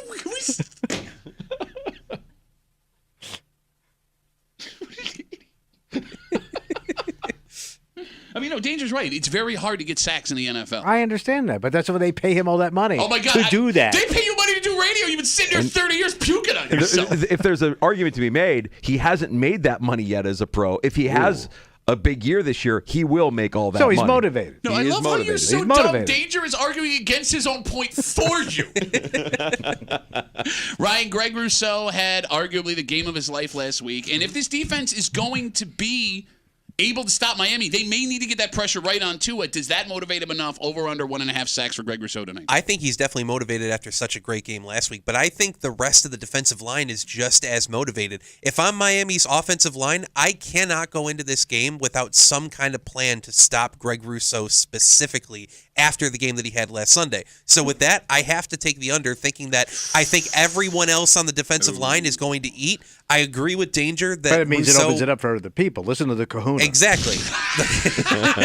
I agree with Danger that what does the kahuna say? I think that Rousseau will get a sack, but I don't see him going over 2. But I do think his presence is going to open it up for everybody. And I also think that the key on the defensive line for the Bills going into this game is the middle. You didn't really hear Ed Oliver. He didn't show up on the stat sheet week 1. Yeah, Daquan Jones making some big plays last week as well, but that push in the middle is what's going to disrupt Tua. It's all timing based with Miami's offense, and if you get that push with Oliver and with Daquan Jones, I think that's where the key lies for the Bills' defensive line. All right, so Danger and the Daiquiri both disagree with Tommy's pick this morning. Daiquiri. Worst morning show ever. Danger and the Daiquiri. Let's get to our second pick from Tommy this morning on a special football Thursday on CMF. Over under 70 yards rushing for James Cook. Oh, what happened? What happened? Ooh, tricky. What happened? I'm going to take the under. Oh! It's first. I'm seeing a different game. But wouldn't the sloppy weather lead to more balls on the ground? I don't think it's going to be that sloppy. I don't think it's going to be the sloppy you're thinking. No, so you don't believe in the weather. It's Miami sloppy. It's different. Yeah, no, it doesn't rain all day in Miami. Okay. You're taking under 70 yards rushing with James Cook. I'm seeing the game different. Okay. You haven't seen any of the game yet this season. No, but in my mind's eye, baby. So, Ryan, James Cook was getting yardage in chunks against Arizona last week. But the weirdest stat maybe of today, James Cook in 2 games last year against Miami only averaged around 30 yards rushing per game. Down. And that's with one game where the Bills were up big early. Yeah. Over under 70 yards rushing for Bills running back James Cook. I think the weather definitely plays a factor into it for sure. But I also think, though, that with what we saw, the balance of the offense under Joe Brady, offensive coordinator Joe Brady, I think there's going to be an emphasis on the running game. And with the good game that James Cook had last week, I can't see him not going over 70. Honestly, I wouldn't be surprised if he goes over 100. And this man knows about balance. He's put out several planks. I mean, on the ship, not the exercise. I was going to say, what's your angle here? I don't know if that's a compliment or what. Okay, so you're confident in James Cook. I am. I'm going to take the over on this one. Okay. What? But he's disagreed with you directly twice while looking you in the eyes while wearing sunglasses inside. I don't want to pick on Don Ho-Ho over there. Oh, man. I have made a horrible mistake. Yeah, no kidding. What were you thinking, you idiot? Oh, please. I dress for myself, not for you people. Radio? Danger. Josh Allen has that hand injury. Yeah. It is. They may be worried about him securing the ball while running. That could open up some more carries for James Cook. Over or under 70 yards rushing for James Cook. I'm going under. Not because I think James Cook is going to have a bad game. I think he's going to have a fine game. But I just think in this offense, and you talked about it, like it gets spread and everybody eats. And we saw a little bit of Ray Davis in week 1, and we saw a little bit of. Go ahead. I didn't say anything. Wait, there's a big spread where everybody eats. Yeah. Oh. I already did my quote. No. You scared? Were you scared? Because Ryan's in here too, you bitch-ass bitch. It turns out I like Ryan's mother. She's a fine woman. You were saying. I just think that they'll spread the ball out. There'll be even distribution between Ty Johnson, Ray Davis. I'm going under. Oh, you're going under 70 yards. I agree with Tommy. Yeah, that's why you're at the top of your game. That's why you have your own show in the afternoon. You finally got one. 10 minutes into the segment. It's a special Thursday edition of Tommy Tells It Like It Is. Mike Danger from 95.7 The Fan. Ryan Duffy from the Let's Go Duffalo podcast joining us to recap Tommy's picks. Let's get to our third pick from Tommy this morning on CMF. Over under 2.5 total touchdowns for Josh Allen. So I think this is going to be the Josh show. Well, last week was the Josh show. Doesn't mean you can't have another one. True. All right. The reason you're paying him all that money. So I think he's going to put on a real clinic. Okay. And I ain't buying the injury. That is some. I think they're overselling it. Oh. Oh yeah, this is a Clapton move, man. This is hand jive all the way, baby. Go home now. So you don't believe in the injury? You don't think it's a real thing? I don't think it's that bad. Okay. But I think they put the glove on to make it look bad, just to make him think like he's weak. Okay. Before you make a decision, I want to say this. All right. I'm going to hold off on my decision. You know. I'm holding. You know where my seats are in that game. I'm right on the Bills sideline. Yeah. I'm right there. Mm-hmm. When he came out of the game, and as they looked at his hand, they had backup quarterback. They told Mitchell Trubisky to go start taking snaps. Yeah. That's how worried they were about it. That's the play, baby. In the moment, they were. That's the theater. They practice this crap in front of the cameras to get you suckers to buy into it. So then, over under 2.5 total touchdowns for Josh Allen. I'm going to wait. Taking the over. You're taking the over? Yeah.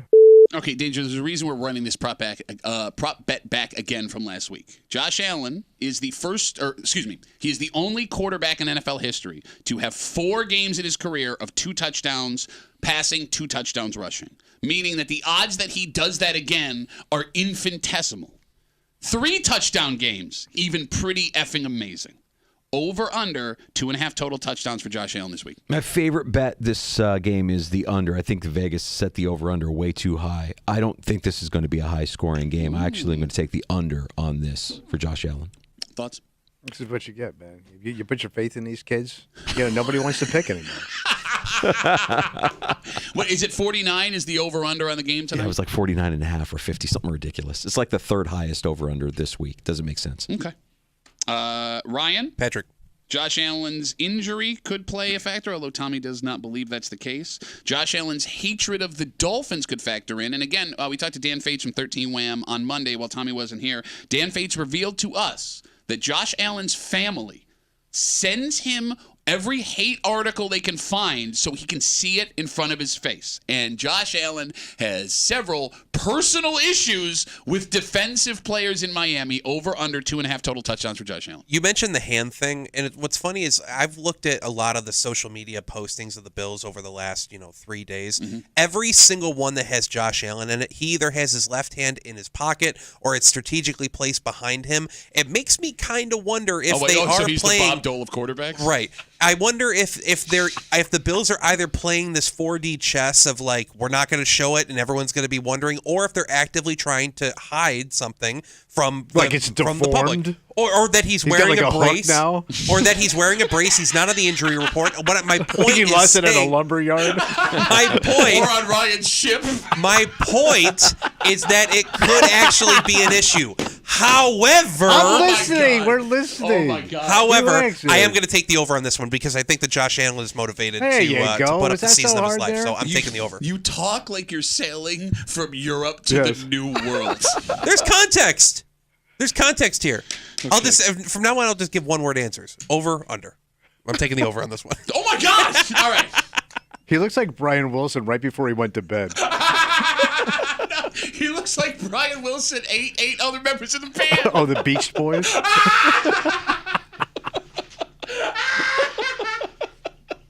did it take us this long to get to the Beach Boys? Bring it. Tommy, Bring it all on. It's perfectly fine. Nothing bothers me. Again,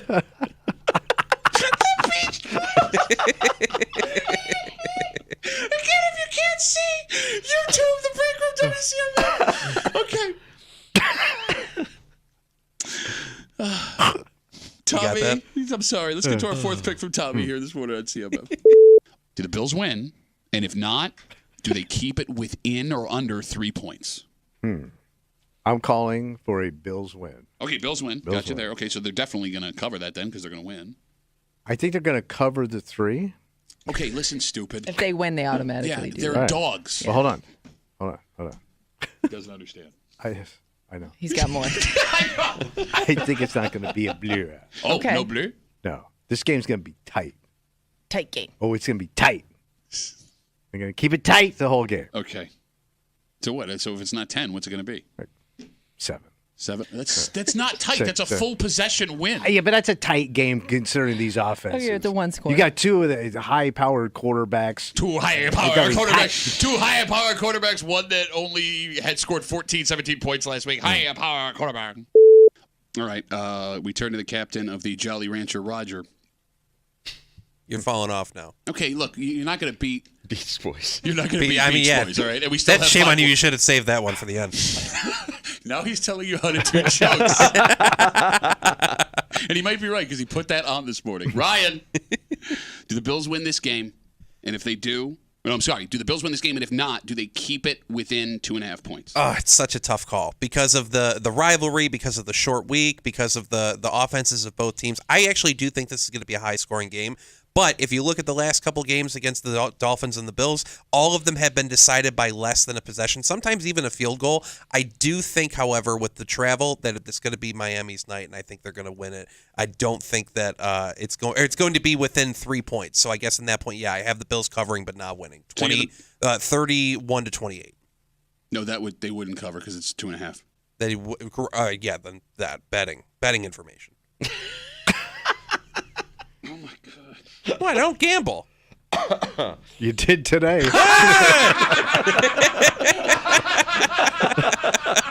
Coming in here like the captain and the tenderloin. The string will keep it together. Oh, you're welcome. This is the greatest thing you've ever done in your life. I didn't think we could beat the Beach Boys, but we just did. We did it. We did Captain and Tenderloin. That's great. Danger, do the Bills win? And if not, do they keep it within the 2.5 points? The Bills have won 11 of the last 12 meetings against the Miami Dolphins. They've won 4 in a row against the Miami Dolphins. Tua Tagovailoa's record against the Buffalo Bills, 1-5. Ooh, take that, Hawk Tua. So Hawk Tua. Haktua. You said Haktui. Tui, you idiot. Like you're doing a 70s Well, cartoon you would be the show. expert in that situation, so please explain it to me. Hello, fellow teenagers. I saw a young woman say something viral. Danger. So you believe wins are a quarterback stat then? Well, I just think Tua struggles against this Bills defense. Sean McDermott has a way to affect him, and I think the Bills are winning tonight, 20-14. All right. Damn. 20-14. That's a 6-point. Wow, you're almost dead on with Tommy here. Yeah. All right. Tommy made his bonus pick. No introduction needed. Go ahead. Duffy. Not so fast, buddy. I think this game's going to be epic on both sides of the ball. Mm-hmm. I think you're going to see one of the best Thursday night football games ever. I know they haven't been playing that long. You're going to be talking about this game for a long time. But that's based on opinion. It's going to be good. It's going to be like that Kansas City game. 13 seconds, crazy ass. Why would you back say that and out forth. loud again? It's going to be amazing. Why would you do that? And Josh is going to be the hero of this game. It's going to be amazing to watch. It's going to be entertaining. That's not a bonus pick, you idiot. That's not quantifiable. You need to pick something. That's quantifiable. It's not. Josh is going to win this game for him. What does that mean? Okay, so it's going to come to one possession, to... and it's going to to be Josh scoring a touchdown. We have something now. Josh scores in the last winning touchdown. Whether his arm or his foot, or his busted foot. ass hand, and everybody thinks is like going to be amputated What's he because doing with his feet? He's going to either run. It's going to be him. It's going to be all him. So you're saying in the last 3 minutes, Josh will win this game by scoring? Yeah, it'll come down to that possession. He will win this game, and the 72 Dolphins, because they roll them all out there, and they're gonna be so amazed. Oh my God. That they're gonna applaud Josh Allen. No. Oh. Yes. Larry Zonka is going to go over. He's the only one left, and he's going to shake his hand. All right, we did Google and make sure Larry Zonka was still alive. He is. Kind of. All right, so here is what we boiled it down to. Okay. Danger. Does Josh Allen win this game by scoring any kind of touchdown, throwing or running, within the last 3 minutes of this game? Ooh, he's thinking that. Well, yeah, because you made somewhat coherent sense when we walked you through it like your grandpa trying to get Well, it wasn't pudding. quantifiable. You got to be quantifiable. That's a real Dragging word. religion into this. I don't think it's that much of a stretch. But I think it's also pretty unlikely, so I'm going to say no. Oh! Well, hold on, let's ask King Stretch over here. This brother knows Stretch. Come on, Stretch. Honestly, Captain Stretch. Honestly, that is the most. I think that's the most realistic bonus pick I've ever heard out of Damn. you in the 2 seasons that I've been doing this here. So, but even though I do have the Bills, not winning this game, so I have to disagree with you there. But it's 100% realistic because we've seen it countless times from Josh Allen. So they're kind of with me on this. No, they both said no. Yeah, but they're thinking. They're thinking about it. Okay. Like usually, it's way off. But this one, I'm very close. Yeah, you're getting getting more. You had some hits last year. I think you predicted Josh Allen AFC Player of the Week. Oh, thank you. I forgot about that. Yeah, he's only done that 10 times. Right. Wow. Wasn't that against the Dolphins too? Yes, it was. Yeah, I mean, who knows? Yeah. All right. I'm feeling good. Again, the game live tonight here on CMF. Your pregame will be going on your ride home from work this evening. If you want to, well, no, you guys are doing. What, are you guys on the air? We're tonight, on for an hour. It's the heavy lift show today. We do 1 hour, and Dan Fates is going to carry us through that hour to give us a little preview from Miami. Fantastic. Mike Danger, you can catch that. And every weekday, 95.7 The Fan, the Sports Bar, 3 to 6.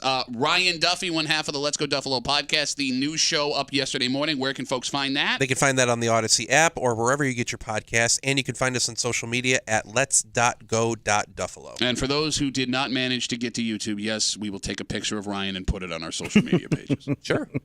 We got a little thing going here, don't we, guys? Kimmy did call you Red Carpet Ryan this morning. Hey, I mean, I like it. Hey, kind of works. It's actually the least offensive thing I've heard out of this group here this morning, so awesome. Did you Appreciate it. drive in with that outfit on like that?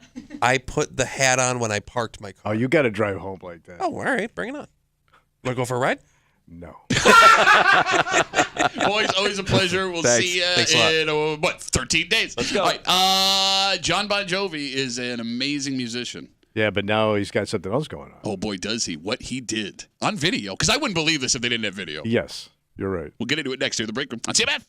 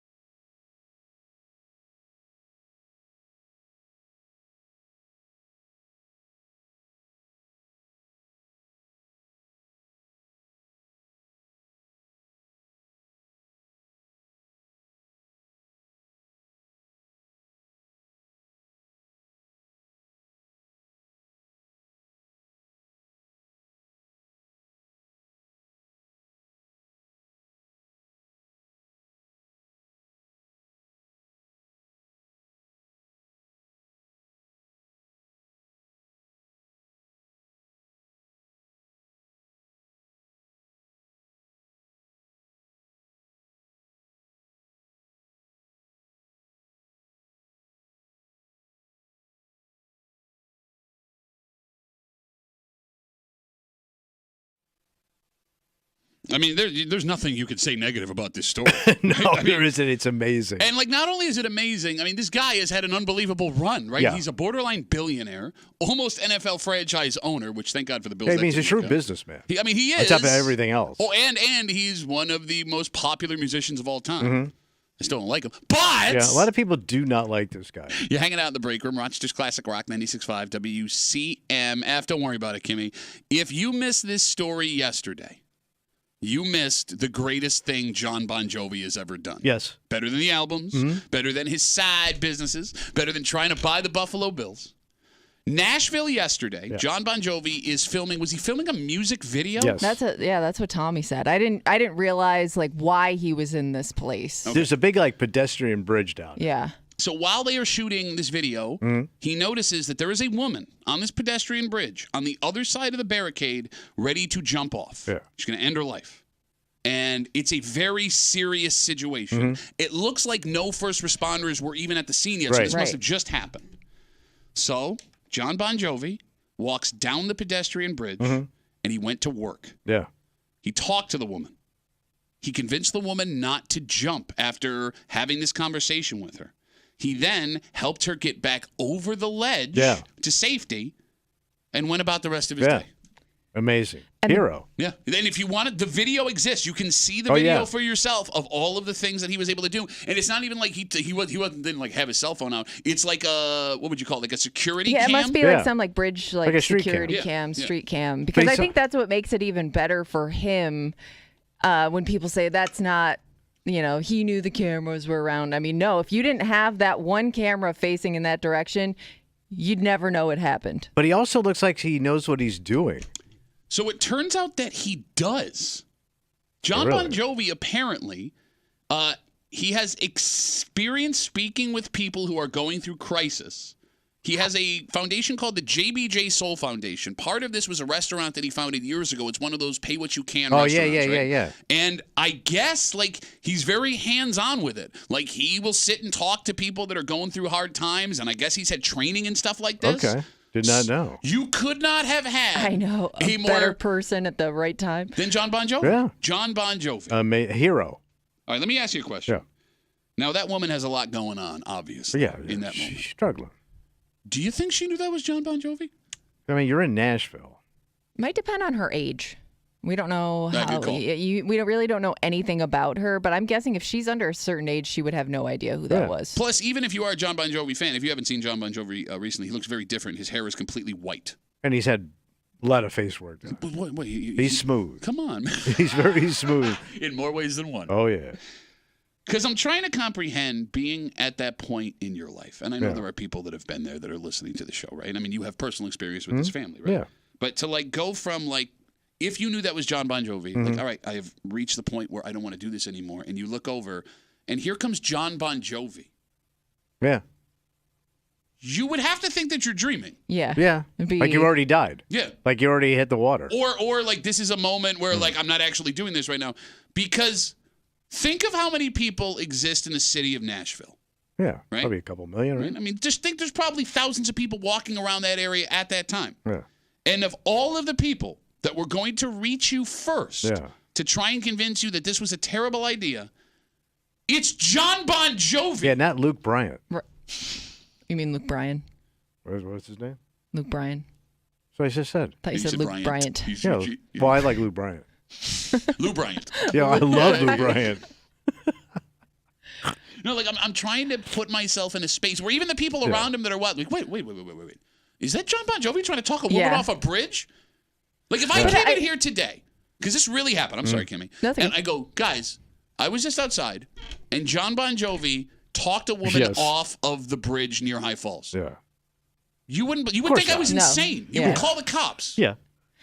I mean, and to your point too, like I think even if you were a big Bon Jovi fan or knew of Bon Jovi, to see like somebody like that in real life, they're probably not going to look how you imagine. So you could know of him and his music and still not know who's talking to you in that moment. Yeah, you're right. Like, I mean, when was the last time he popped up where you would have seen what he currently looks like, his hair and everything? Well, you had said something there. He might introduce himself. But I don't think you introduce yourself as Jon Bon Jovi. You probably say, hi, I'm I Jon. have 7 Grammys. Does he have 7 Grammys? I have no idea. Does Bon Jovi have a Grammy? I think he's got at least one Grammy. Everybody gets a Grammy. Can we Google if Jon Bon Jovi has a Grammy? Because I'll say this: if he doesn't have a Grammy, he's getting a Grammy this year. Oh yeah, new album out and all this attention, on. right? Best new contemporary white-haired artist.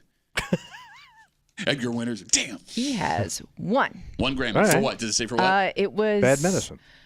The band has earned 9 nominations, but he earned 1, and it says I don't know if this is right. It was in a country category? Yeah, that sounds right. That's why he's in Nashville. Yeah, so it's okay. Do you count that as a Bon Jovi Grammy? A country Grammy. A country Bon Jovi Grammy? Mm-hmm. Not really. Because he didn't win for, it's not what broke him. Sure. So I just want to be clear. Okay, so he won Person of the Year this year. Oh, so it's not like a real. Is it like one of them honor Grammys? Must be. Okay. Must be. Yep. So I just want to make sure we're clear here, right? As we tell this story, Jon Bon Jovi, while shooting a music video in Nashville, notices a woman on a bridge that's about to jump off. He walks over to her. He has a conversation with her. He not only convinces her not to jump off the bridge, he then physically helps her over the barricade, which is more dangerous than people understand, right? He puts himself in that position, right? Does not look for any accolades. The video that we have of it comes from like a bridge cam. He has not made a statement about this, by the way. The only statement we have is from the chief of police out in Nashville saying, quote, shout out to Bon Jovi and his team for helping a woman on the pedestrian bridge. It takes all of us to keep each other safe. And you have the nerve to be like, Grammy doesn't count. That's the first thing you say after the story's over? So let's say, does he help her out after this? I mean, let's say she's struggling. Let's say she's struggling financially. Okay, all right. And this is like she was at the end. Is it okay to ask him for some money? So I mean, I think asking him is rough, but I will say this to your first question: if he helps her out, the cynic in me wants to say, well, he would do that because it just gives him more publicity. But it's impossible to be cynical with the way the story lays out, because again, he did not seek the publicity. He did this all on his own, and based on his background, maybe he does. Yeah.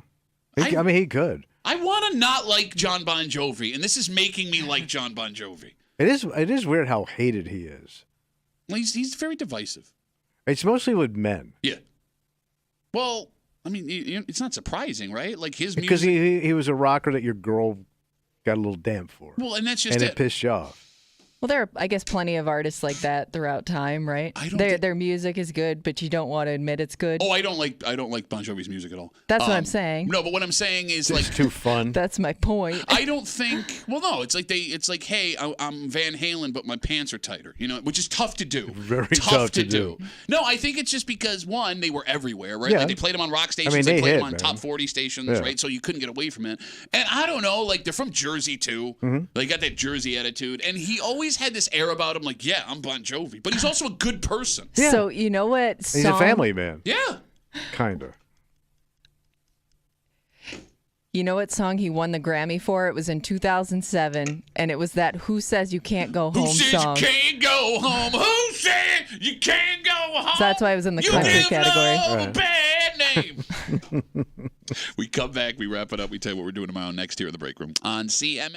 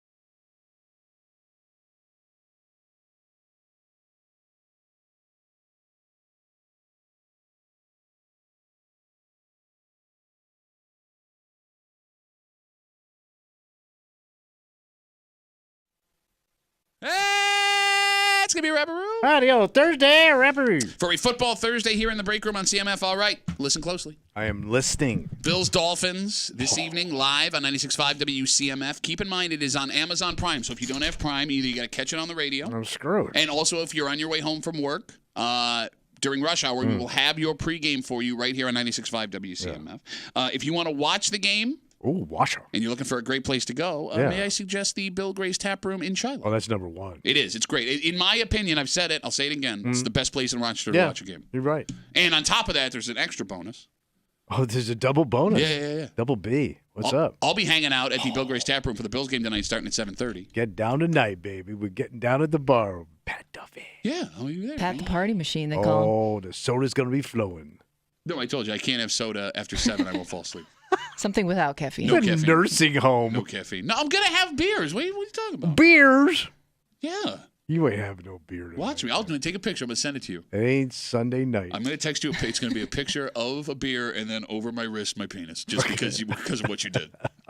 And they'll love having you there. We'll see you tonight at the Bill Gray's Tap Room in Shiloh for the WCMF Home Field Advantage with your friends here on CMF. All right, we got to get out of the way. All right. Game tonight. Tomorrow we will have a very special post-game Friday. We will recap Tommy's picks, and hopefully everybody wakes up in a fantastic mood after a Bills win. Feeling good, buddy. Fingers crossed, man. Come on. All right. Got to get out of the way. For Kimmy, are you watching the game tonight in your new husband's bar? Yeah. Oh, that's right. Yeah. Breaking in the bar. Club Kimmy. It was funny. Bar sucks. Blah, I don't want all the junk. Blah, I never blah, said blah, it blah, blah, sucks. blah, blah. I just don't want the junk. Let me check it out. For Tommy Muley, who will be asleep by 8. Club T-Breeze. My name is Pat Duffy. We'll see you tomorrow morning in the break room at 6 a.m. on 96.5 WCMF. But